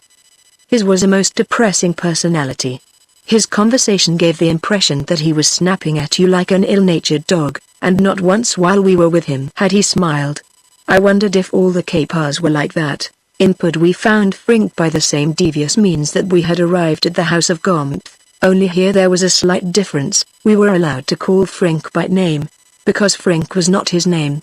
We stayed overnight in Pud, and in the morning, Frink gave us Kapar clothes, and later furnished us with a Kapar plane, a very excellent plane too, and for that I was glad, as I had not been very happy crossing the Volden Ocean from Caries to Eris in the ancient crate that Gompf had furnished us. Before us lay a flight of some 2,000 miles across the Mandan Ocean from Eris to Kapara. The crossing was monotonous and uneventful, but after we got over Kapara, and were winging toward Urgos, we sighted a squadron of Unison planes that were doubtless on reconnaissance. I tuned away in an effort to avoid them, but they took after us. The ship I was piloting was a very swift scouting plane lightly armed. There was a bow gun which I could operate and one gun in an after cockpit, which Morga Sagra could not have operated even had I wished her to. I had no intention of firing on an Unison plane under any circumstances, and so I turned and ran. They chased me out across the Mandan Ocean for nearly 1,000 miles before they gave up and turned back. I followed, keeping just within sight of them, until they bore to the south with the evident intention of passing around the southern end of the continent of Epirus. Then I opened the throttle wide and streaked for Urgos. When we ran down a ramp into the city, we were immediately surrounded by men in green uniforms, and an officer gruffly demanded our credentials. I told him that our instructions were to hand them to Garulan. Then he bundled us into a car, and we were driven off, surrounded by green-clad members of the Zabo, the secret police of Kapara. Urgos is a large city, sprawling around deep underground. We passed first through a considerable district in which there were indications of the direst poverty. The buildings were principally flimsy shelters and sometimes only holes in the ground, into which people scurried when they saw the green uniforms of the Zabo. But presently we came to more substantial buildings, which were all identical except in the matter of size. There was not the slightest indication of ornamentation on any of them. The ride was most uninteresting, just one monotonous mile after another until we approached the center of the city where the buildings suddenly became rococo in their ornateness. The car stopped before one of the more hideous these buildings, a multicolored atrocity, the facade of which was covered with carved figures and designs. We were hustled out of the car and into the building, and a moment later we were ushered into the office of Garul, chief of the Zabo, the most feared man in all Kapara. Chapter 3. Garul was a gross man with a cruel mouth and close-set eyes. He scrutinized us in silence for a full minute, as though he were trying to read our inmost thoughts. He was really fixing in his mind every detail of our appearance, and he would know us again whenever or wherever he saw us, and only the cleverest of disguises could deceive him. It is said of him that Garul knows 1,000,000 people thus, but that seems to me like an exaggeration. He took our credentials and examined them carefully. Then he asked for the military secrets I had brought from Orvis, and when I turned them over to him he glanced through them hurriedly, giving no indication of any great interest in them. "You flew for the enemy?" he demanded of me. "Yes," I replied. "Why?" he asked. "Because I knew no other country than Unis," I explained. Why did you turn against the country of your birth? He asked. Unis is not the country of my birth. Where were you born? On another planet in another solar system millions of miles from here. He scowled at me fiercely and pounded his desk until everything on it danced. You dare stand there and tell me such a lie, you fool? He cried. You, a filthy Unisan, dare insult my intelligence thus? Possibly you have never heard of Garul, you idiot. If you had, you would have cut your own throat before you came to him with such a story. Most High, said Morgasagra timidly, I believe that he speaks the truth. Everyone in Orvis believes him. He wheeled on her angrily. Who told you to speak? He snapped. Forgive me, Most High, she said. She was trembling all over, and I was afraid that her knees were going to give away beneath her. Garul turned to one of his lieutenants.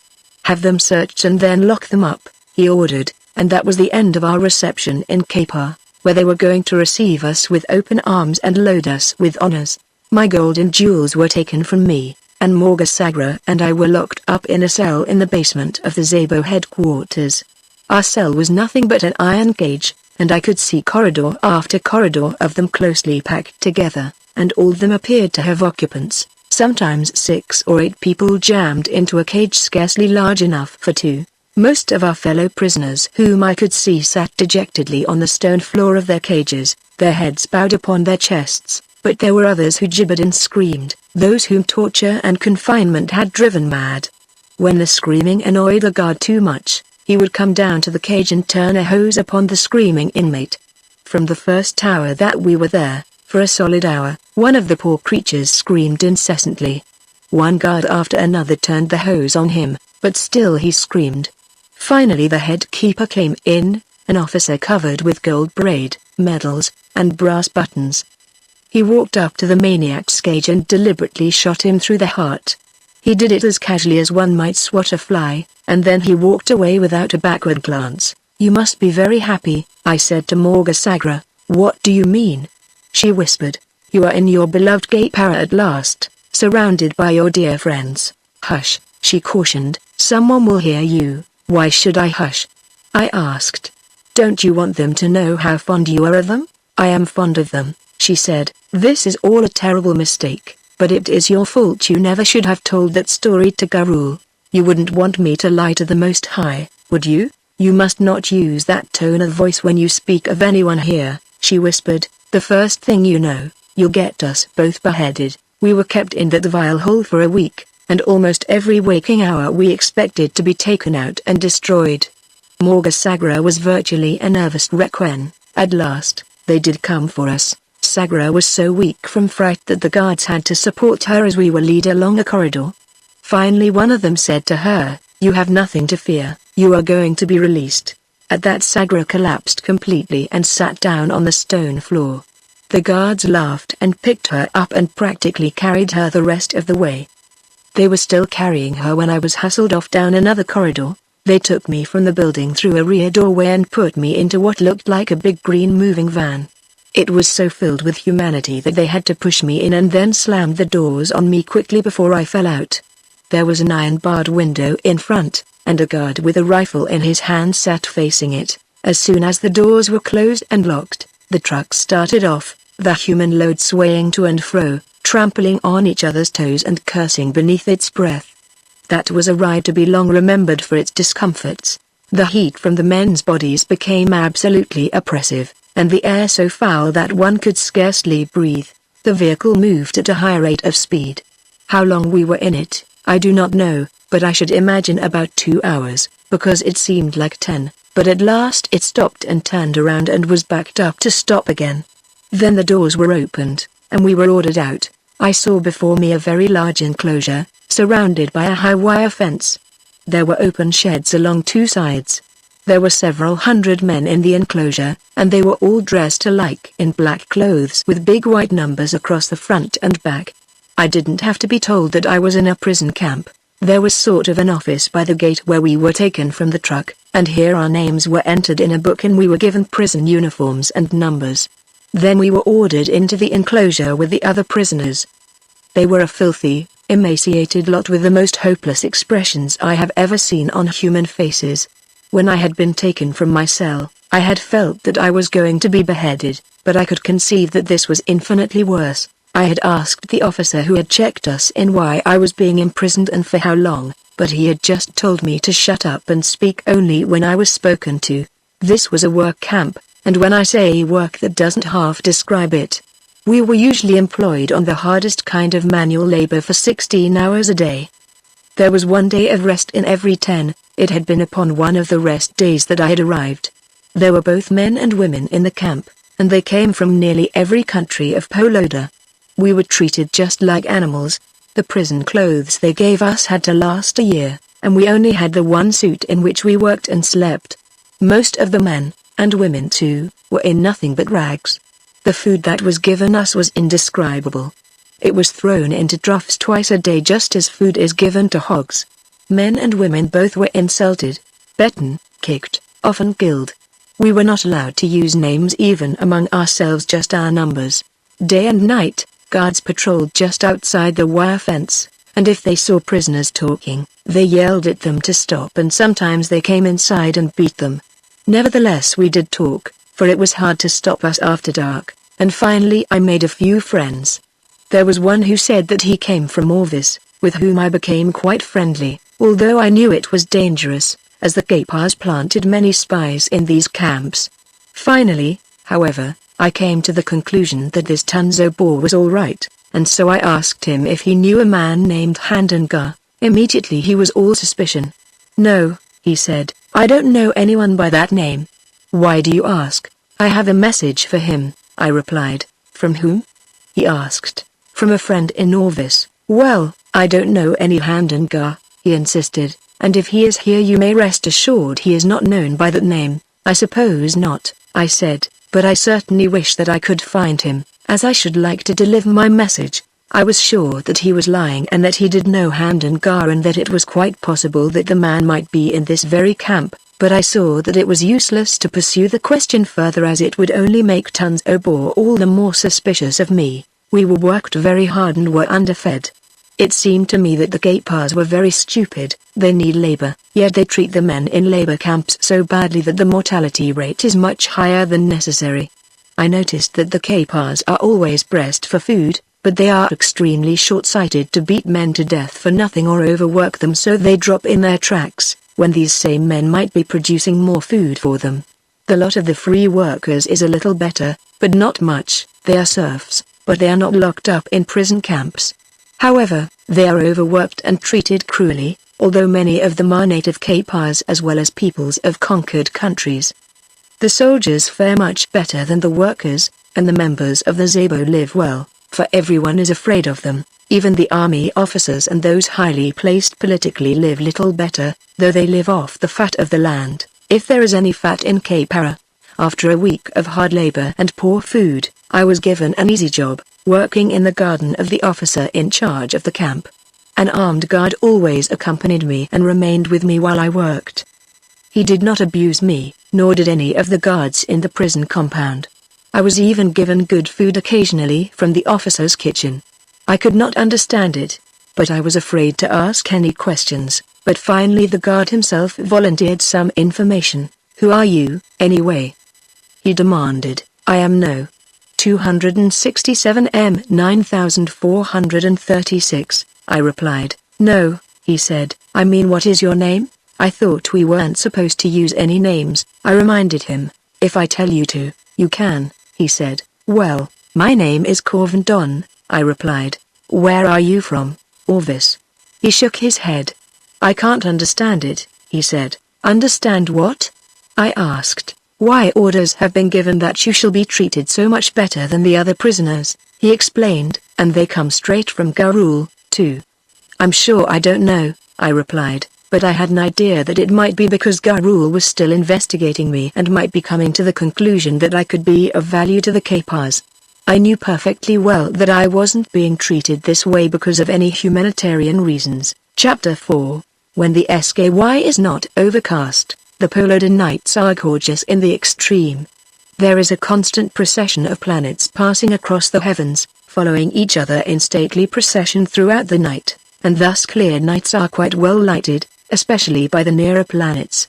It was on such a clear night, About 3 weeks after I had been brought to the prison camp, that a fellow prisoner came close to me and whispered, "I am Edgar." I scrutinized him very closely to see if I could recognize him from the description given me by the Commissioner for War. This man was terribly emaciated and looked like an old man, but gradually I recognized him. He must have been subjected to the cruelest of treatment during the 2 years that he had been here. "Yes," I said presently, "I recognize you. How can you recognize me?" He demanded, instantly suspicious. "I do not know you, and you never knew me. Who are you, and what do you want?" "I recognized you from the description given me by the Commissioner for War," I explained. "I know that you are Edgar, and that I can trust you. My name is Tanga. I am now here as Corvendon. I was sent here on a mission by the Elginhire and the Commissioner for War," I continued in a low whisper, "and was instructed to ascertain what your fate had been." He smiled sourly. "And now you are in the same boat as I. I'm afraid they'll never learn what became of either of us. Is Tanzobor all right?" I asked. "Yes, but he suspected you. However, I did too, but I couldn't see how I could be any worse off if I told you my name. I do not recall ever having heard yours. Where did you live in Unis, and what did you do?" "I lived in Orvis and was a pilot in the fighting service." "It is strange that I never met you," he said, and I could see that he was becoming suspicious again. "It is not so strange," I said. "I am sure that I know only a very few of the thousands of pilots in the service. One could not know them all." "Do you know Harker's Don?" "Yes, indeed, very well," he replied. "He is my best friend," I said. He was silent for some time, and then he said, "How are Don's brothers?" "He hasn't any," I replied. "They have all been killed in the war." "And his sisters?" he asked. "He only has one sister," I replied, "Yamoda. I saw her the night before I left. She had had an accident, but she is all right now." "Well," he said, "if you know these people so intimately, you must be all right. You know we have to be careful here." "Yes, I understand," I replied. Again he was silent for a few moments, and then he leaned closer to me and whispered, "We are going to make a break in a few days, Tanzobor and I and a couple of others. We have it all planned. Do you want to come along?" "I can't," I replied. "I haven't fulfilled my mission yet." "You can't fulfill it while you're in a work camp," he said, "and you'll never get out. You might just as well make a break with us. If we get back to Orvis, I'll explain to the Elginhire that I advised you to escape while there was a chance." "No, thanks," I replied. "I shall get out of here." "You seem very sure," he said, and I noticed that he looked at me peculiarly, and I had a feeling that he already regretted telling me what he had. I was about to try to reassure him, when a guard ordered us to stop talking. A couple of days later, which was a rest day, a guard called to me to come over to the wire fence, and there I found Morga Sagra awaiting me. It was quite unusual for prisoners to be allowed to have visitors, and I could see that it aroused a great deal of interest and comment in the compound. "I have been working hard for your release," she told me in a whisper, "but Garul is still unconvinced. If you have heard of anything suspicious here, anything the Zabo would like to know of, you will report it. It will prove that you are all right, and it will be much easier to get you out." "I have heard nothing," I said. "We are not allowed to do much talking, and anyway, everyone here is suspicious of everyone else." "Well, keep your ears open, though I think that I'll soon have you out anyway. The thing that has Garul guessing is your appearance. You know, you don't look much like a native of any Polodan country, and so he is commencing to think that your story of your origin may be true." "How are you getting along?" I asked her. "All right," she said. "I have a nice apartment, and they are treating me all right, but I am always being watched. However, it is a grand place to live. These are real people. They live for war, a great race, a noble race, and a very hospitable people," I said. Her eyes narrowed. "Be careful, Corvendon," she said. "You can go too far even with me. Remember that I am a Kapar now." I laughed. "You always insist on putting the wrong interpretation on things I say, Sagra." "I hope so," she snapped. Shortly after she left, Edgar approached me. "You'll get out all right, you damn cur," he whispered under his breath. "I know that woman. I always thought that she was a traitor. I suppose that you told her all about the plan Tanzobor and I have to escape." Once again a guard interrupted and made us stop talking before I could explain. But could I explain? I was sorry flat he believed as he did, but there was nothing that I could do about it, for I could not tell even him all the details of my mission. And then, the very next day, his suspicions must have been definitely confirmed, as a messenger came from Garul with an order for my immediate release, and to make it appear all the worse, Morgasagra accompanied the messenger and threw her arms around me. I was taken by underground railway to Urgos and immediately to Garul's office in the headquarters building of the Zabo. He talked to me for about half an hour, asking me many questions concerning the other world and solar system from which I said I came. You certainly are no Polodan, he said. There never was a human being like you, but I don't see how you could have been transported from another solar system. Neither do I admitted, but there are many things in the universe that none of us understand. Well, Morgasagra has vouched for you, and I am taking her word for it, he said. Then he told me that quarters had been reserved for me, and that he would send a man with me to show me where they were located. I think I can use you later on, he said, so hold yourself in readiness. Do not leave your quarters without leaving word where you are going and never leave the city without my permission. Then he called into the room the man who was to show me to my quarters and dismissed me. I knew that he was still suspicious of me, but that was not at all surprising as the secret police are always suspicious of everybody and everything. However, when I whispered to him some of the military secrets I had been ordered by the Elginhai to give him orally, his attitude changed a little, and he was almost amiable as he bid me goodbye. When I reached my new quarters, the door was opened by a rather nice-looking chap in the livery of a servant. This is your master, Corvin Don, said the green-uniformed Zabo agent who accompanied me. The man bowed. My name is Lotakanl, sir, he said. I hope that I shall be able to satisfy you. Morgasagra's apartment was in the same building as mine, and almost immediately we commenced to be invited out and entertained, but I had the feeling that we were being constantly watched. Well, so is everyone in Capara. The entire nation lives in an atmosphere of intrigue and suspicion. The army fears the Zabo hates the army, everyone fears the 5 top men of the regime, each of whom fears the others. The head of the nation is called the Pomda, literally the Great Eye. The present Pomda has ruled for 10 years. I suppose he had a name once, but it is never used. He is just the Great Eye, a cruel and cunning monster who has ordered many of his best friends and closest relatives destroyed. Morgasagra is a most sagacious girl. She was cut out by nature for intrigue, treason, and espionage. She thinks far ahead and lays her plans accordingly. Everywhere that she went, she told people that I was from another world. She did this not so much to attract attention to me, but to help convince the Kapars that I had no ties in Unis and no reason to be loyal to that country. She wanted them to understand that I would be no traitor to Capara, and eventually her plan bore fruit. The Great Eye sent for me. Lotakanl, my man, was evidently greatly impressed when he gave me the message. You can go very far in Capara, sir, he said. If the Pomda becomes interested in you, I am very proud to serve you, sir. I already knew that I might go far if the Pomda noticed me, but in what direction I was not certain. The paths of glory sometimes lead but to the grave. Chapter 5. When I reached the ornate building which houses the head of Capara, I was first carefully searched for concealed weapons and then escorted by 2 heavily armed guards to a room presided over by a grim, elaborately uniformed and decorated official.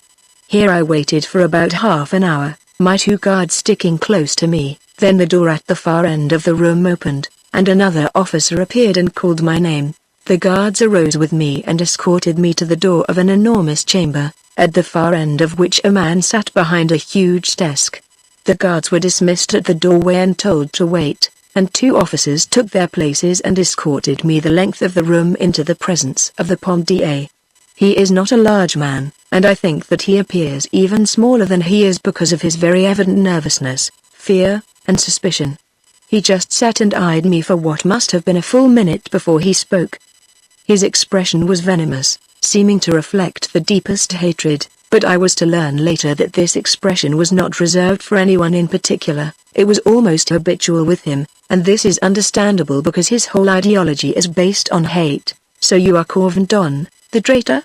He shot at me. I am no traitor, I said. One of the officers seized me roughly by the arm. "When you address the POMDA," he shouted angrily, "always refer to him as the highest most high." "You are betraying Unis," said the POMDA, ignoring the interruption. "Unis is not my country highest most high. You claim to be from another world, from another solar system. Is that right?" "Yes, highest most high," I replied. "One highest most high in a conversation is sufficient," snapped the officer on my other side. I was learning K-Paran etiquette the hard way. The POMDA questioned me for some time about the Earth and our solar system and how I could know how far away it was from Poloda. I explained everything to him to the best of my ability, but I doubt very much that he understood a great deal of what I said. The K-Pars are not highly intelligent, their first POMDA having killed off a majority of the intelligent people of his time and his successor destroying the remainder, leaving only scum to breed. "What were you in that strange world from which you say you came?" he asked. "I was a flyer in the fighting forces of my country and also something of an inventor. Having been at work on a ship in which I purposed traveling to another planet of our solar system." "How far from your Earth would this planet be?" he asked. "About 48 million miles, I replied. "That is a long way," he said. "Do you think that you could have done it?" I had high hopes. In fact, I was almost on the verge of perfecting my ship when I was called away to war. "Tonas is less than 600,000 miles from Poloda," he mused. I could see that he had something on his mind, and I guessed what it was, or at least I hoped. He talked to me for over a half an hour and then he dismissed me, but before I left I asked him if he would order my golden jewels returned to me. He turned to an officer standing at one end of his desk and instructed him to see that all of my belongings were returned to me. Then the two officers and I backed out of the room. I had stood all during the interview, but that was not at all surprising as there was only one chair in the room and that was occupied by the POMDA. The green Zabo car took me back to my quarters, and the men who accompanied me were most obsequious, and when Lotakanl opened the door and saw them bowing to me and calling me most high, he beamed all over. Morga Sagra came in from her apartment presently, and she was delighted with the honor that had been done me, and she didn't let any grass grow under her feet before she let it be known that I had been received by the POMDA in an interview that lasted over a half an hour. Now we commenced to be invited into the homes of the highest, and when my golden jewels were returned, as they were the day after my interview with the POMDA, Sagra and I were able to splurge a little bit, so that we had a gay time in the capital of Gay-Para, where only the very highest have a gay time, or even enough to eat. Among our acquaintances was a woman named Gimmelgora, with whom Morga Sagra had associated while I was in the prison camp, and she and her man, Grunge, were with us a great deal.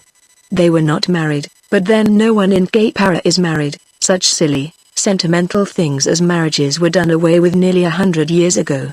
I did not like either Gimmelgora or Grunge. In fact, I did not like any of the K-Pars I had met so far, with the possible exception of my man, Lotakanl, and, of course, I even suspected him of being an agent of the Zabo. The K-Pars are arrogant, supercilious, stupid, and rude, and Grunge was no exception.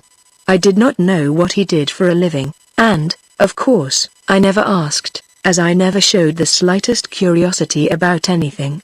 If a stranger asks too many questions in Gay-Para, he is quite likely to find his head rolling around on the floor. They don't waste ammunition in Gay-Para. We were making a lot of acquaintances, but I was not any place with my mission. I was no nearer learning about the amplifier than I had been in Orvis. I kept talking about the ship I had been inventing in my own world, hoping in that way to get a hint from someone that would lead me on the right trail. But after 2 months in Ergos, I hadn't been able to get the slightest lead. It was just as though no such thing as a new powerful amplifier existed, and I commenced to wonder if the Commissioner for War had been misinformed. One day a green car stopped before the building in which my apartment was located. Lotakanl, who had been at a front window, saw it, and when a summons came at our door, he looked at me apprehensively. "I hope that you have not been indiscreet," he said as he went to open the door. I, too, hoped that I hadn't, for these grim, green-uniformed men do not call on one for the purpose of playing rummy or hopscotch. "Corvendon?"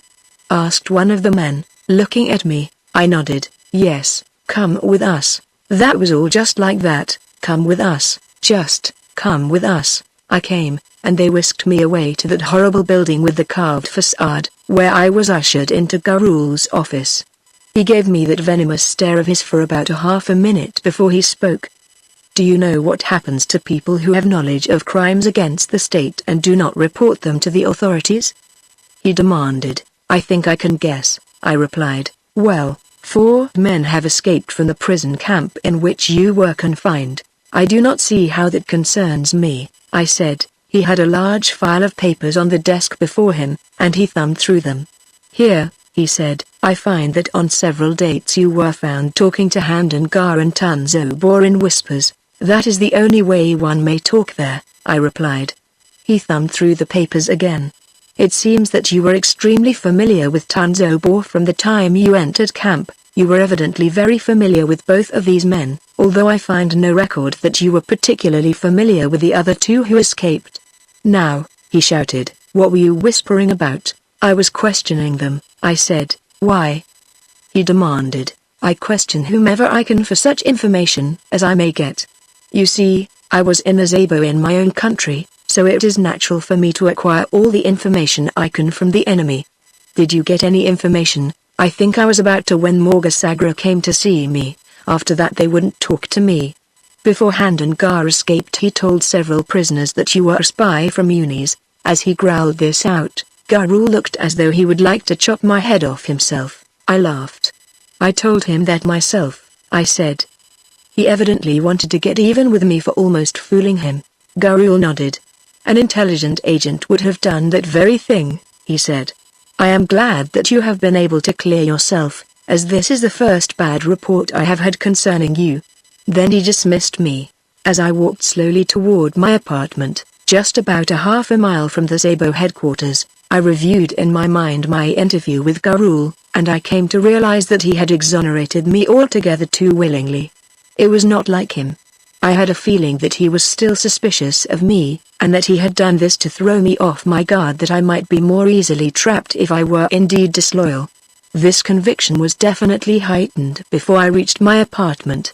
I had occasion to stop in 2 shops on the way, and, on each occasion, when I left the shop I saw the same man loitering nearby. I was being shadowed, and in a very crude and amateurish way at that. I thought that if the Zabo were no more efficient in other respects, I would have little to fear from them, but I did not let this belief lessen my caution. Before I reached my apartment, I met Grunge, who was walking with a man I did not know, and whom he introduced as Horthalwend. Horthal was a middle-aged man with a very kindly face, which certainly differentiated him from most of the other Kapars I had met. They invited me into a drinking place, and because I believed Grunge to be connected in some way with the Zabo, I accepted. Grunge had no visible means of support, yet he was always well supplied with money, and, for that reason, I suspected him of being either a member or a tool of the secret police. I felt that if I associated with men of this stamp and was always careful of what I said and did, only good reports of me could reach Garul.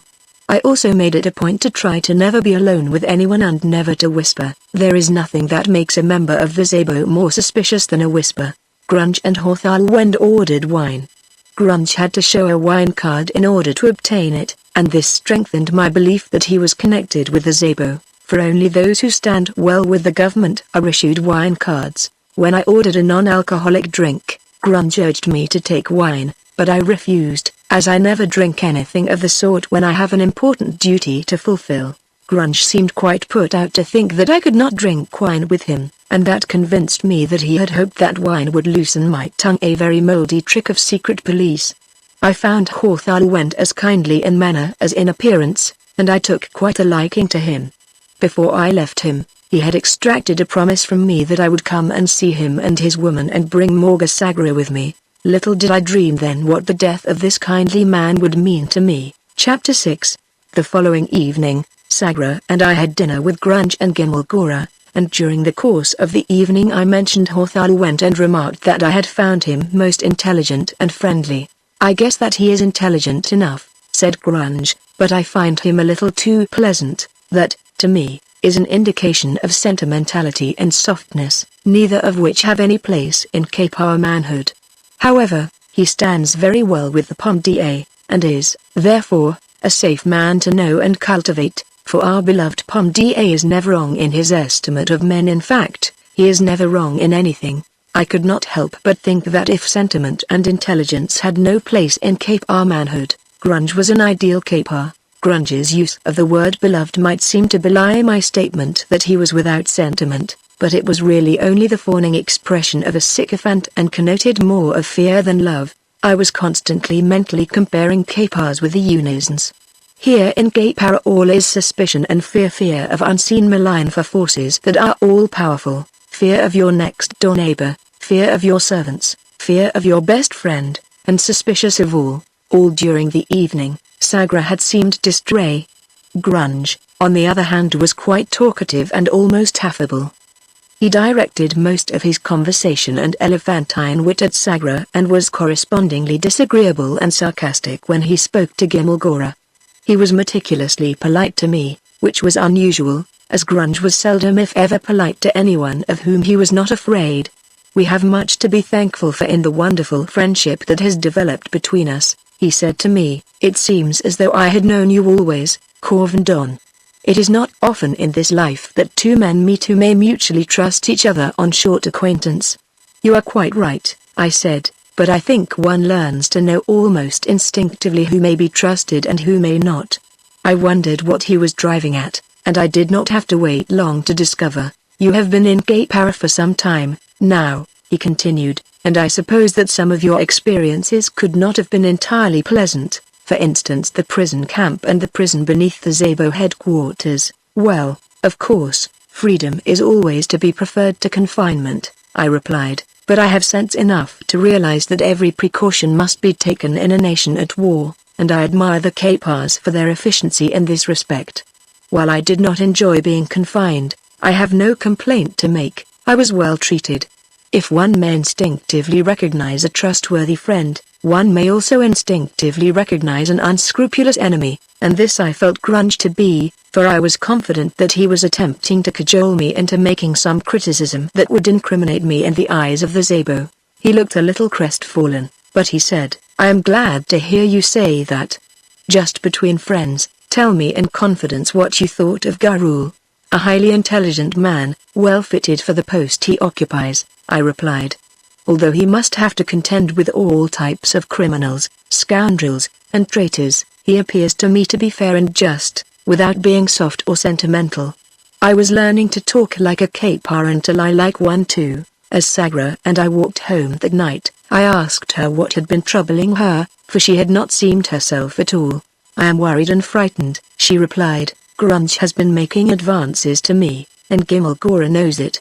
I am afraid of both of them, for I believe that both are agents of the Zabo. Neither one of us has anything to fear, I said. Aren't we both good Kapars? I sometimes wonder if you are, she said.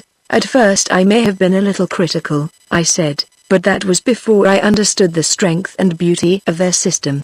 Now I am as good a Kapar as there is. From this speech it might be assumed that I was suspicious of Morga Sagra, and the assumption would be wholly correct.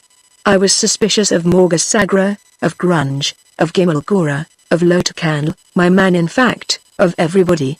In this respect, at least, I had become a good Kapar. When I got home that night, I found that my quarters had been thoroughly ransacked. The contents of every drawer was scattered about on the floor, my rugs had been torn up, and my mattress cut open. While I was viewing the havoc, Lotakanl came home. He looked around the place, and then, with the faintest of smiles on his lips, he said, "Burglars. I hope that they got nothing of value, sir. Most of my golden jewels are deposited in a safe place, but in addition to that which I carry on my person, I had left a handful of gold in one of the drawers in my desk, and this I found scattered on the floor, all of it." "Well," I said, "they overlooked this gold, and there was nothing else in the apartment anybody would wish. They must have been frightened away before they could gather this up," said Lotakanl.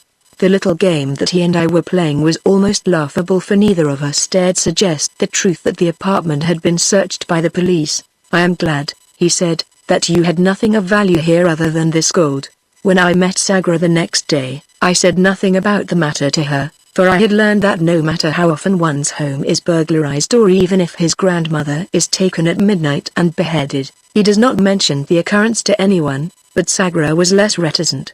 She told me that she was being constantly watched, that her room had been searched 3 times, and that she was terrified.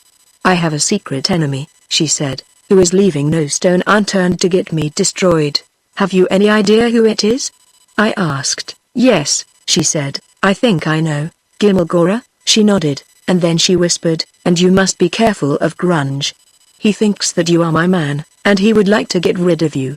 There had never been any suggestion of any sentimental relationship between Morga Sagra and me.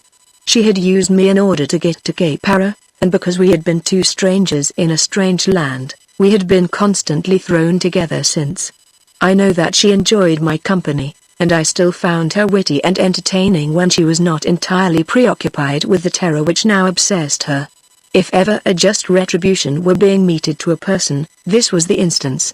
I was confident that Morga Sagra would have given her soul to have been back in Unis, and to her terror was added hopelessness, for she knew that she could never return. That evening we went to call on Horthalwend and his woman, Harkajara.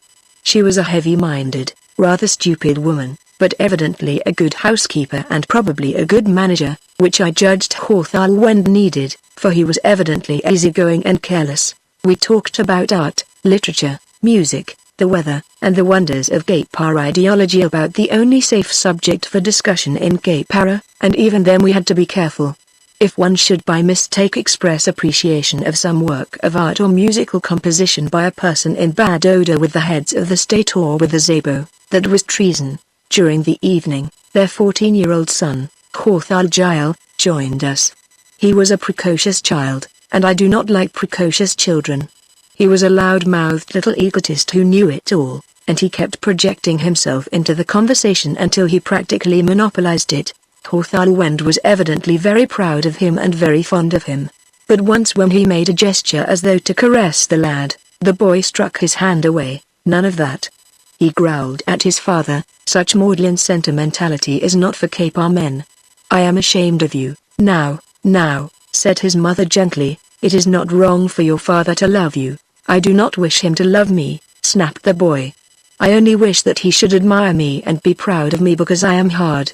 I do not want him or anyone to be as ashamed of me as I am of him because of his sentimentality and softness." Horthalwend tried to smile as he shook his head. "You see, he is a good caper," he said, and, I thought, a little sadly, "I see," I said. The boy shot me a quick suspicious look. Evidently I had not kept my innermost feelings out of those 2 words. We left shortly after this, and as we walked home, I was conscious of a feeling of great depression. I think it was caused by the attitude of that son to his father. "Horthalgile will grow up to be a fine example of the Cape Ar gentleman," I said. "I would rather not discuss him," replied Sagra. Chapter 7. I went to bed immediately after reaching my apartment. Lota Candle had asked for the entire night off, so when I was awakened shortly after midnight by a summons at my door, I had to answer it myself. As I opened it, 2 green-clad Zabo troopers stepped in with drawn pistols. "Dress and come with us," said one of them. "There must be some mistake," I said. "I am Corvin Don, you can't want me." "Shut up and get dressed," said the one who had first spoken, "or we'll take you along in your night clothes."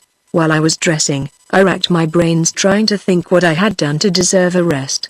Of course I knew it would be useless to ask these men. Even if they knew, which they probably did not, they wouldn't tell me. Naturally I thought of Grunge, because of what Morga Sagra had told me, but the man could not possibly have had anything to report against me, although, of course, he could have fabricated some story. I was taken directly to Garul's office, and although it was well after midnight, he was still there. He gave me one of his most terrible looks and then screamed at me, "So you slipped at last, you filthy spy. I have always suspected you, and I am always right." "I don't know what you are talking about," I said. "You can have absolutely no charge against me, because I have spoken no treasonable words since I came to Cape Ara. I defy anyone to prove that I am not as good a Kapar as you." "Oh," he barked, "so you haven't said anything treasonable? Well, you idiot, you have written it." and he took a small red book from a drawer in his desk and held it up in front of me and shook it in my face. "Your diary, you fool." He turned the leaves and scanned the pages for a moment and then he read, "Garul is a fat idiot, so I am a fat idiot, am I?" He turned a few more pages, and read again. "The Zabo is made up of moronic murderers, and when our revolution succeeds, I shall have them all beheaded. I shall behead Garul myself. What do you say to that?" "I say that I never saw that book before and that I never wrote any of the things which you have read." He turned over some more pages and read again. "The POMDA is an egotistical maniac and will be one of the first to be destroyed when Jay and I rule Kapara." "Who is Jay?" he bellowed at me. "I haven't the slightest idea," I told him. "Well, there are ways of making you find out," he said, and getting up and coming around the end of his desk, he knocked me down before I had the slightest idea what his intentions were. I leapt to my feet with the intention of handing him what he had handed me, but several troopers seized me. "Secure his hands," ordered Garul, and they put them behind my back and snapped handcuffs about my wrists. "You'd better tell me who Jay is," said Garul, "or you'll get a great deal worse than what I just gave you." "Who is this accomplice of yours?" "It will go easier with you if you tell me." "I do not know who Jay is," I said. "Take him into the question box," ordered Garul, and they took me into an adjoining room which I instantly saw was fitted up as a torture chamber. They let me look around the room for a moment at the various instruments of torture, and then Garul started demanding again that I tell him who Jay was. He kept striking me repeatedly, and when I fell he kicked me. When I still insisted that I didn't know, one of them burned me with a hot iron. "Your right eye goes next," said Garul. "Who is Jay?"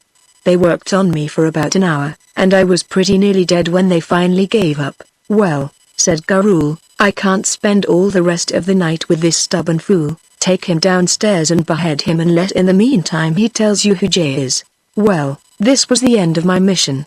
I had learned absolutely nothing, and now I was to be beheaded. As a spy I was evidently a total failure.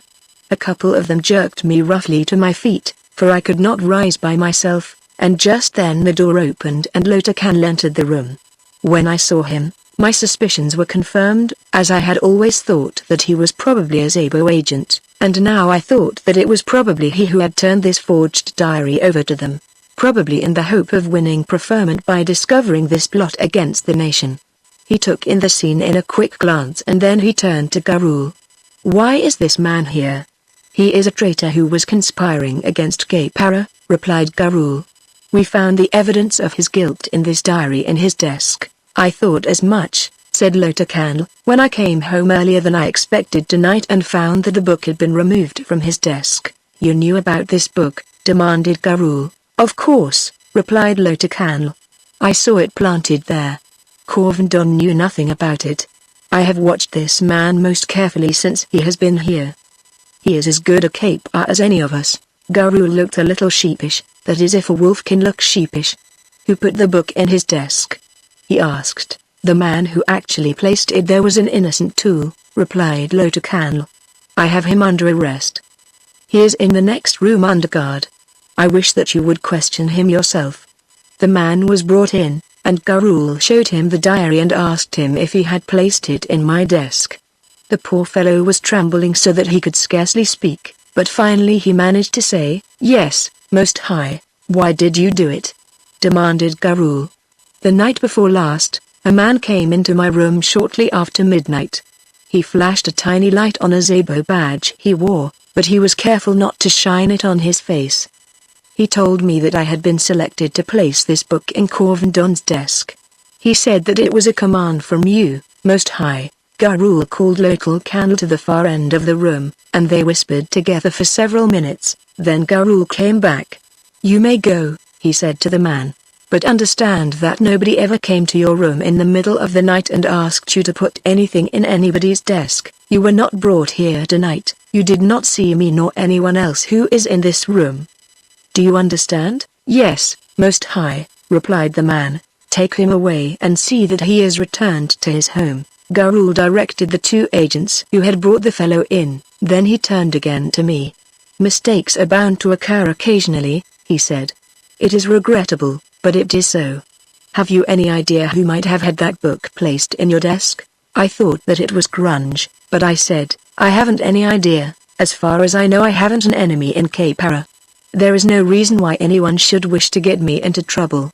I suspected that Grunge was a Zabo agent, and I knew that if he were I would probably get myself into trouble by accusing him. Gurul turned to one of his officers. Have this man taken to a hospital, he said, and see that he receives the best of treatment, and then he turned to me. You are never to mention this unfortunate occurrence to anyone. While returning home, you were knocked down and run over. Do you understand? I told him that I did, and then they sent for a stretcher, and I was carried out and taken to a hospital. The next day, Sagra came to see me. She said that she had found a note under her door telling her that I had been in an accident and what hospital I was in. Yes, I said, I was hit by an automobile. She looked frightened. Do you think that you will be hit again? She asked. I hope not by the same automobile, I said. I am terribly frightened, she said. I am afraid that it will be my turn next. Keep out of the way of automobiles, I advised her. Gimmelgora won't speak to me anymore, and Grunge won't leave me alone. He told me not to be afraid, as he is a Zabo agent, just as I thought, I said, and a hit-and-run driver too. I wish I were back in Orvis, she said. Be careful what you say, Sagra, I advised. She looked at me with wide, frightened eyes. You, too? She asked. No, not I assured her, but the wolves may have ears. I wish you could tell me what happened, she said. I shook my head. I have told you I was hit by an automobile and run over. I suppose you are right, she said, and I also suppose that I have talked altogether too much, but I am nearly crazy, and if I didn't have someone to tell my fears to, I think I should go crazy. Treason is a terrible thing, and its punishment must be terrible. Chapter 8. I was in the hospital for about 2 weeks, but at last I was discharged and allowed to go home, although I had to remain in bed the most of the time. I found a new man that to take Lota Candle's place. He had brought a note from Lota Candle saying that he knew that I would need someone as soon as I returned from the hospital and that he could highly recommend this man, whose name was Dunal. Lota Candle came to see me himself the day after I was returned from the hospital. While we were talking, he wrote something on a piece of paper and handed it to me. It read, Dunal is not connected with the Zabo, but he is a good Kapar. Then, after I had read it, he took the paper from me and burned it up. But he was very careful to see that Dunal was not around to observe what he did. It is terrible to live under this constant strain of fear and suspicion, and it shows in the faces of most of these people. Lota Candle was peculiarly free from it, and I always enjoyed talking with him. However, we were both careful never to touch on any forbidden subjects. While I was in Urgos, there was scarcely a day passed that I did not hear the detonation of unison bombs, and I could visualize my comrades in arms flying high over this buried city. The only reports that I ever heard of these activities always related Kapar victories, or the great number of enemy planes shot down, and the very small losses suffered by the Kapars, or they would tell of the terrific bombing of Orvis or of other unison cities. According to these awful idle reports, Kapara was just on the verge of winning the war. Harker's Yamoda was much in my mind at this time, and thoughts of her and my other friends in Orvis rather depressed me, because I felt that I couldn't return until I had fulfilled my mission, and I seemed to be as far as ever from that. No matter how often I brought up the subject of my invention, no one ever indicated that he had heard of such a thing. It was very disheartening, as the first step to acquiring any information about the new amplifier was to learn who was working on it, and of course I didn't dare suggest in the slightest way that I had knowledge that any such thing was being considered in Kapara. Sagra came to see me every day and spent a great deal of time with me, and one day Grunge came. I was very sorry to hear of your accident, he said, and I intended to come and see you sooner, but I have been very busy. There are many careless drivers in Urgos, one cannot be too careful. Oh, well, I said. Perhaps it was my fault, I was probably careless in crossing the street. One cannot be too careful, he said again. I have found that out, I replied. Even a friend might run over one. He gave me a quick look. He did not stay very long, and it was evident that he was nervous and ill at ease while he was there. I was glad when he left, for the more I saw of the man the less I liked him.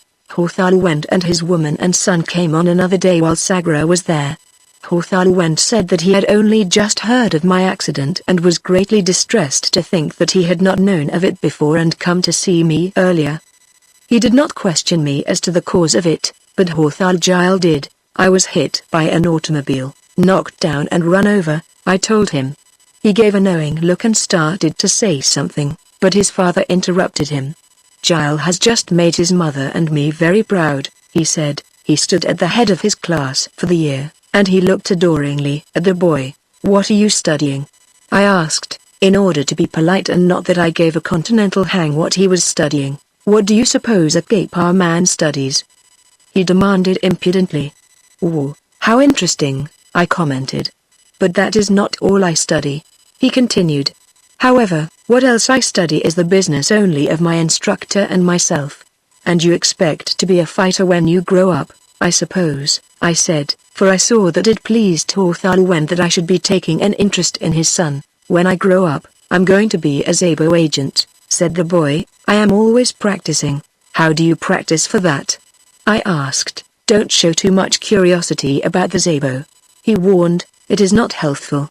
I laughed at him and told him that I was only politely interested in the subject.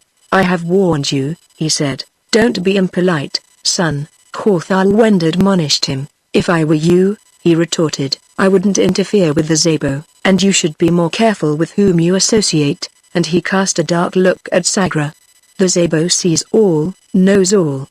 I should have liked to have choked the impossible little brat. Sagra looked uncomfortable and Hawthalu fidgeted. Finally he said, oh, stop talking about the Zabo, son, it's bad enough to have it without talking about it all the time. The boy shot him a dirty look. You are speaking treason, he said to his father. Now, Giles, said his mother, I wouldn't say things like that. I could see that Hawthalu was getting more and more nervous, and presently he got up and they took their leave. Somebody ought to give that brat rat poison, I said to Sagra. She nodded. He is dangerous, she whispered. He hangs around Grunge's home a great deal and is very friendly with both Grunge and Gimmelgora. I think it is through Gimmelgora that he has come to suspect me. Did you see how he looked at me when he told his father that he should be more careful with whom he associated? Yes, I said, I noticed, but I wouldn't worry about him. He is only a little boy practicing at being a detective. Nevertheless, he is a very dangerous little boy, she said. A great deal of the information that the Zabo receives comes from children. A couple of days later I went out for my first walk, and as Hawthalu lived only a short distance from my apartment, I went over to call on him. Hakajura, his woman, opened the door for me. She was in tears, and the boy was sitting, sullen and scowling, in the corner. I sensed that something terrible had happened, but I was afraid to ask. At last, between sobs, Hakajura said, You came to see Wend? Yes, I replied. Is he at home? She shook her head and then burst into a violent spasm of sobbing. The boy sat there and glowered at her. Finally she gained control of herself and whispered, They came last night and took him away. She looked over at the boy, and there was fear in her eyes, fear and horror and reproach. I did my best to comfort her, but it was hopeless, and finally I took my departure. As far as I know, Hawthalu was never seen nor heard of again. I'm not a drinking man, but as I walked back toward my apartment, I was so depressed and almost nauseated by the whole affair that I went into a drinking place and ordered a glass of wine.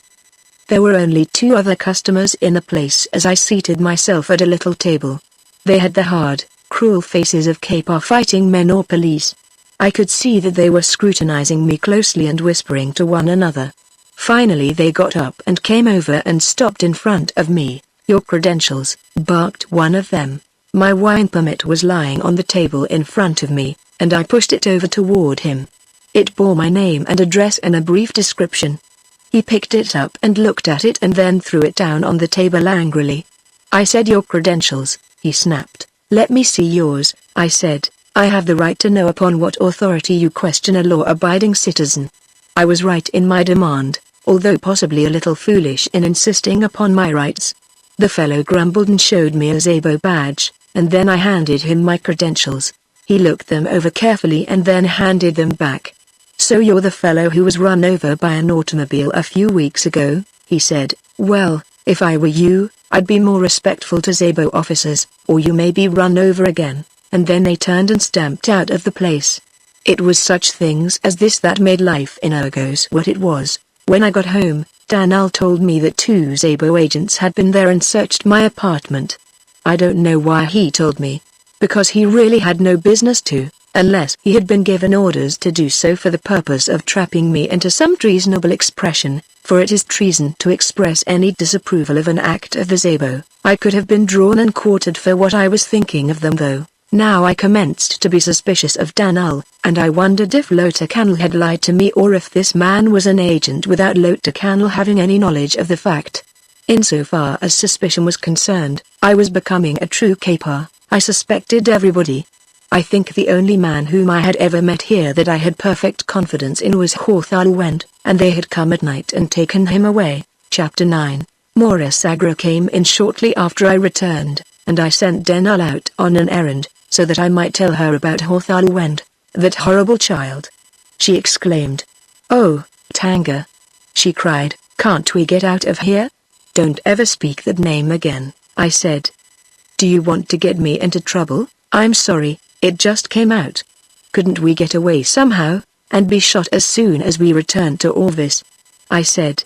"You got yourself into this," I reminded her, "and now you've got to grin and bear it, and so have I. Although I really enjoy it here," I lied. "I wouldn't go back to Orvis under any circumstances." She looked at me questioningly. "I'm sorry," she said. "You won't hold it against me, will you?" "Oh, Corvendon, you won't tell anybody that I said that?" "Of course not," I assured her. "I can't help it," she said. "I can't help it. I am almost a nervous wreck. I have a premonition that something terrible is going to happen." And just then there came a pounding on the door, and I thought that Maurice Agra was going to faint. "Pull yourself together and buck up," I said, as I crossed to the door. As I opened it, I was confronted by 2 high officers of the Kapar fighting force. "You are Corvendon?" inquired one of them. "I am," I replied. "You will come with us," he said. Well, at least they were not agents of the Zabo, but what they wanted of me I couldn't imagine, and, of course, I did not ask. Since I have been here in Argos, I have schooled myself to such an extent that I even hesitate to ask the time of day. We were driven at high speed, through crowded streets, to the building in which is the office of the POMDA, and, after but a moment's wait in an anteroom, I was ushered into the presence of the Great Eye. The POMDA came to the point immediately. "When you were here before," he said, "you told me that before you left that other world from which you say you came, you were working on a ship which you believed would have a radius of something like 48 million miles. One of our foremost inventors has been working along similar lines, and had almost perfected a power amplifier which would make it possible for a ship to fly from Poloda to other planets of our solar system, but unfortunately he recently suffered an accident and died. Naturally this important work was carried on with the utmost secrecy. He had no assistants, nobody but he could complete the experimental amplifier upon which he was working. It must be completed. I have had excellent reports of your integrity and loyalty since you have been here. I have sent for you because I believe you are the man best fitted to carry on from where our late inventor left off. It is, naturally, a very important piece of work, the details of which must be guarded carefully lest they fall into the hands of our enemy, who treacherously maintains agents among us. I have convinced myself that you are to be trusted, and I am never wrong in my estimate of men. You will therefore proceed to the laboratory and workshop where the amplifier was being built and complete it. Is it a command, highest most high? I asked. It is, he replied. Then I shall do my best, I said, but it is a responsibility I should not have chosen voluntarily, and I cannot have but wished that you might have found someone better fitted than I for so important a commission. I wished to give him the impression that I was reluctant to work upon the amplifier, for fear that I might otherwise reveal my elation.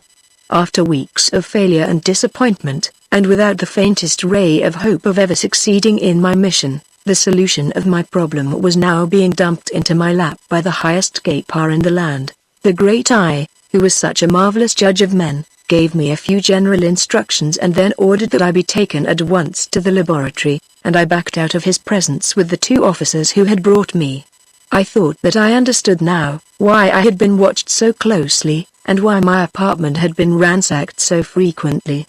As I drove through the streets of Burroughs, I was happy for the first time since I had left Orvis, and I was rather pleased with myself too, for I felt confident that my oft-repeated references to the imaginary ship that I had been supposed to have been working on Earth had finally borne fruit.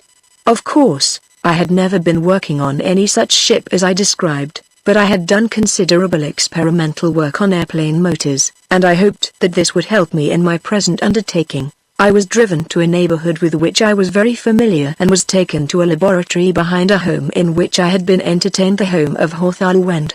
I spent a full week studying the plans and examining the small model and the experimental amplifier that was almost completed. Hawthorne Wend had kept voluminous notes, and from these I discovered that he had eliminated all the bugs but one. As I worked, I was occasionally aware of being watched, and a couple of times I caught a fleeting glimpse of a face at the window. But whether the POMDA was having me watched or someone was awaiting an opportunity to steal the plans, I did not know. The trouble with Hawthorne Wend's amplifier was that it diffused instead of concentrating the energy derived from the sun, so that, while I was confident that it would propel a ship to either of the nearer planets, the speed would diminish progressively as the distance from the central power station on Poloda increased, with the result that the time consumed in covering the 600,000 miles between the two planets would be so great as to render the invention useless from any practical standpoint. On the day that I eliminated the last bug and felt sure that I had an amplifier capable of powering the ship to almost any distance from Poloda, I caught a glimpse of that face at the window again, and decided to try to find out who it was who was so inquisitive about my work. Pretending that I had noticed nothing, I busied myself about the room, keeping my back toward the window as much as possible, until I finally reached the door that was near the window. Then I threw the door open and stepped out. There was Hawthorne Giles, very red in the face and looking very foolish. "What are you doing here?" I demanded, practicing again, or trying to pry into government secrets. Hawthorne Giles got hold of himself in a hurry. The brat had the brazen effrontery of a skunk on a narrow trail. "What I am doing here is none of your business," he said impudently. "There may be those who trust you, but I don't. Whether you trust me or not, is of no interest to me," I said, "but if I ever catch you here again, I am going to give you all of the beatings in one that your father should have given you." He gave me one of his foul looks and turned and walked away. The next day I asked for an interview with the POMDA, who granted it immediately. The officers who came for me and those whom I encountered on my way to the office of the Great Eye were most obsequious. I was getting places in Cape Para in a big way. Any man who spent a full week studying the plans and examining the small model and could ask for an audience with the POMDA and get it immediately was a man to know. "How is the work progressing?" he asked me as I stopped before his desk. "Excellently," I replied. "I am sure that I can perfect the amplifier if you will place a plane at my disposal for experimental purposes." "Certainly," he said. "What type of plane do you wish?" "The fastest scout plane you have," I replied. "Why do you want a fast plane?" he demanded, instantly suspicious. "Because it is the type of plane that will have to be used for the first experimental flight to another planet," I replied. He nodded and beckoned to one of his aides. "Have a fast scout plane placed at Corvendon's disposal," he ordered, "and issue instructions that he is to be permitted to fly at any time at his discretion." I was so elated that I could have hugged even the POMDA, and then he added, "But give orders that a flying officer must always accompany him." My bubble was burst. I made several experimental flights, and I always took along all the plans, drawings, and the model.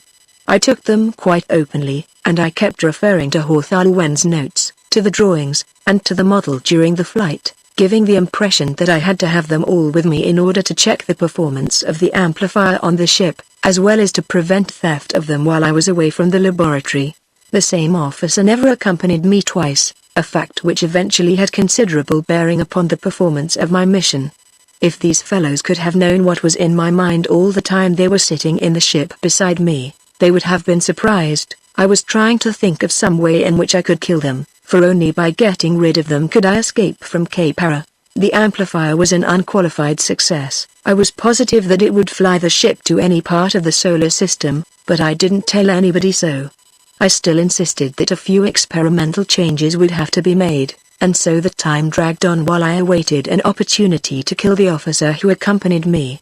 The fact that they had never given me any weapons made this difficult. I had not dared to ask for weapons. One does not go at anything of that kind directly, but I had tried to suggest that I should be armed by telling the POMDA that I had seen someone looking in my laboratory window on several occasions. All that got me was a heavy guard of Zabo agents around the laboratory building. Since I had been working on the amplifier, I had seen practically nothing of Morga Sagra, as I had slept in a laboratory and had only returned to my apartment occasionally for a change of clothing. After I commenced to fly, I occasionally went directly to my apartment from the hangar, taking the plans and the model with me, but I never went out on those nights as I did not dare leave the things in my apartment unguarded. Danielle cooked and served my meals, and Morga Sagra ate with me occasionally. She told me that she had seen Horthal Gile with Gimel Gora on several occasions recently, and that Grunge had left his woman and was living in another part of the city. Morga Sagra hadn't seen him for some time now, and she was commencing to feel much safer. Things seemed to be going along beautifully about this time, and then the blow fell. Morga Sagra was arrested. Chapter 10. Insofar as I was concerned, the worst feature of Morga Sagra's arrest was that when they came for her, they found her in my apartment. Of course I didn't have any idea what the charge against her might be, but, if she was suspected of anything, those who associated closely with her would be under suspicion too. She was taken away at what would be about 7 o'clock in the evening Earth time, and about 10, Lota Kanu came. He was dressed in the uniform of an officer of the flying force. It was the first time that I had ever seen him in anything but civilian clothes, and I was a little surprised, but I asked no questions. He came and sat down close to me. "Are you alone?" he asked in a whisper. "Yes," I said. "I let Danielle go out after dinner." "I have some very bad news for you," he said. "I have just come from the question box in Zabo headquarters. They had Morga Sagra there. That little devil, Horthal Gile, was there too. It was he who had accused her of being a Unison spy. A very close friend of mine, in the Zabo, told me that he had also accused you, and he had reported that I was very intimate with you and with Morga Sagra also. They tortured her to make her confess that she was a Unison spy and that you were also. She never admitted that she was anything but a good caper, but in order to save herself from further torture, she told them that you were, just before she died." "So what?" I asked. "You have access to a ship whenever you want one. You must escape, and that immediately, for they will be here for you before midnight." "But I can't take a ship out unless an officer accompanies me," I said. "I know that," he replied. "That is the reason for this uniform. I am going with you." I was instantly suspicious that this might be a trap, for, if I acted on his suggestion and tried to escape, I would be admitting my guilt. I knew that Lota Kanu was an agent of the Zabo, but I had liked him and I had always felt that I could trust him. He saw that I was hesitating. "You can trust me," he said. "I am not a caper." I looked at him in surprise. "Not a caper?" I demanded. "What are you then?" "The same thing you are, Tanga," he replied, "a Unison secret agent. I have been here for over 10 years, but now that I am under suspicion, my usefulness is at an end. I was advised of your coming and told to look after you. I also knew that Morga Sagra was a traitor. She got what she deserved, but it was a horrible thing to see. The fact that he knew my name and that he knew that I was an agent and Morga Sagra a traitor convinced me that he had spoken the truth. "I'll be with you in just a moment," I said. Then I got all the plans, drawings, and notes covering the amplifier and burned them, and while they were burning, I smashed the model so that not a single part of it was recognizable. "Why did you do that?" demanded Lota Canals. "I don't want these things to fall into Caper hands if we are caught," I said, and I could reproduce that amplifier with my eyes shut. "Furthermore, there is a perfectly good one on the ship we will fly away." It was a good thing that I had insisted upon having a fast scout plane, for while we were taxiing up the ramp to take off, an officer shouted at me to return, and then the alarm sounded, rising above the rapid fire of machine gun, as bullets whistled about us. Ships shot from half a dozen ramps in pursuit, but they never overtook us. We flew first to Pud and got a change of clothing and the old Carrison plane from Frink, and then on to Gorvers where my knowledge of Gomp's name came in handy. Lota Candle showed him his Zabo credentials, and we got a change of clothing and my ship. I had taken the amplifier off the Kapar plane at Pud, and when we reached Orvis, I took it immediately to the Ilian High, who congratulated me on having so successfully fulfilled a difficult mission. Just as soon as I could get away from the Elgin High and the Commissioner for War, I made a beeline for the Harkuses. The prospect of seeing them again made me even happier than had the successful fulfillment of my mission. Don and Yamoda were in the garden when I entered, and when Yamoda saw me, she jumped up and ran into the house. Don confronted me with a face. I had been so filled with happiness at the prospect of seeing them, the shock of this greeting stunned me and kept me speechless for a moment, and then my pride prevented me from asking for an explanation. I turned on my heel and left. Blue and despondent, I went back to my old quarters. What had happened? What had I done to deserve such treatment from my best friends? I couldn't understand it, but I had been so terribly hurt that I could not go and ask for an explanation. I took up my old duties in the flying corps immediately. Never in my life had I flown so recklessly. I invited death on every possible occasion, but I seemed to bear a charmed life, and then, one day, the Elgin High sent for me. "Would you like to give the amplifier a serious test?" he asked. "I certainly would," I replied. "What do you think would be the best plan?" he asked. "I will fly to Tonos," I replied.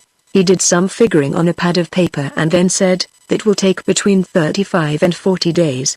It will be very dangerous. Do you realize the risk?" "Yes, sir, I shall ask for volunteers to go with you," he said. "I prefer to go alone, sir, there is no use in risking more than one life. I have no ties here. It would not mean anything to anyone in a personal way, if I never return. I thought that you had some very close friends here," he said. "So did I. But I was mistaken. I'd really prefer to go alone. When do you wish to start?" he asked. "As soon as I can provision my ship. I shall need a great quantity of food and water, much more than enough for a round trip. There's no telling what conditions are like on Tonos. I may not be able to obtain any food or even water there as far as anyone knows. Requisition all that you require," he said, "and come and see me again before you take off." By the following night, I had everything that I needed carefully stowed in my ship, which was equipped with a robot pilot, as were all the great radius ships in Poloda.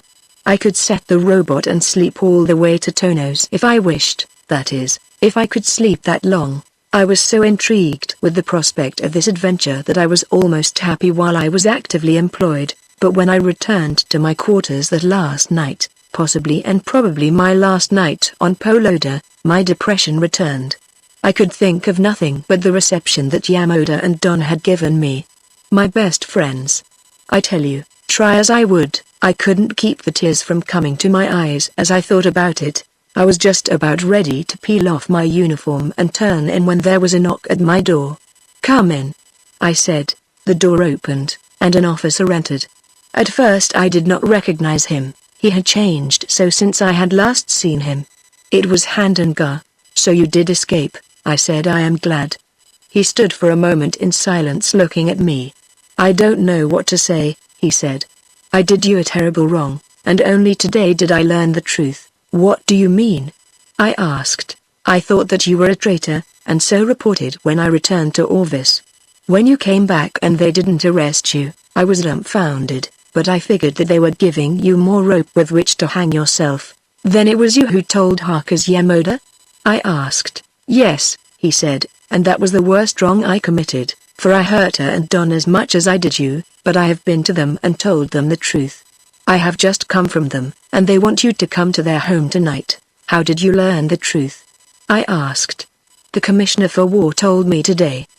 He was surprised to know that you had not told anyone. I had not received permission, I was still nominally a secret agent. When I got to the Harkuses, none of us could speak for several moments, but finally Don and Yamoda controlled their emotions sufficiently to ask my forgiveness, Yamoda with tears running down her cheeks. We talked for some time, as they wanted to know all about my experiences in Kapara, and then Don and Edgar went into the house, leaving Yamoda and me alone. We sat in silence for several moments, and then Yamoda said, "Morgasagra, was she very beautiful?" To be perfectly truthful, I couldn't say, I replied. I suppose she was good-looking enough, but my mind was usually filled with so many other things that I didn't give much thought to Morgasagra except as a fellow conspirator. I knew she was a traitor, and no traitor could look beautiful to me. Then too I carried with me the memory of someone far more beautiful. She gave me a quick half-glance, a little questioning look, as though to ask whom that might be, but I didn't have a chance to tell her, for just then Gar and Don came back into the garden and interrupted our conversation. "What's this I hear of the expedition you're setting out on tomorrow?" demanded Don. "What expedition?" asked Yamoda. "He's going to try to fly to Tonos." "You're joking," said Yamoda. "Am I, Tanga?" demanded Don. I shook my head. "He's not joking." Then I told them of the amplifier I had perfected and that the Elgin High had given me permission to make the flight. "Not alone, Tanga!" cried Yamoda. "Yes, alone," I replied. "Oh, please, if you must go, have somebody with you," she begged. "But must you go?" "My ship is outfitted, and I leave tomorrow morning," I replied. Gar begged to go with me. He said that he had permission from the Commissioner for War, if I wished to take him along. Don said he'd like to go, but couldn't as he had another assignment. "I don't see any reason for risking more than one life," I said, but Yamoda begged me to take Gar along, and he pleaded so eloquently that at last I consented. That night as I left, I kissed little Yamoda goodbye. It was the first time that we had ever kissed. Until then, she had seemed like a beloved sister to me.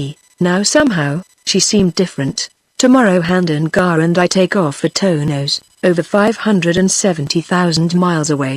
Editor's note: I wonder if Tanga ever reached that little planet winging its way around a strange sun, 450,000 light-years away. I wonder if I shall ever know.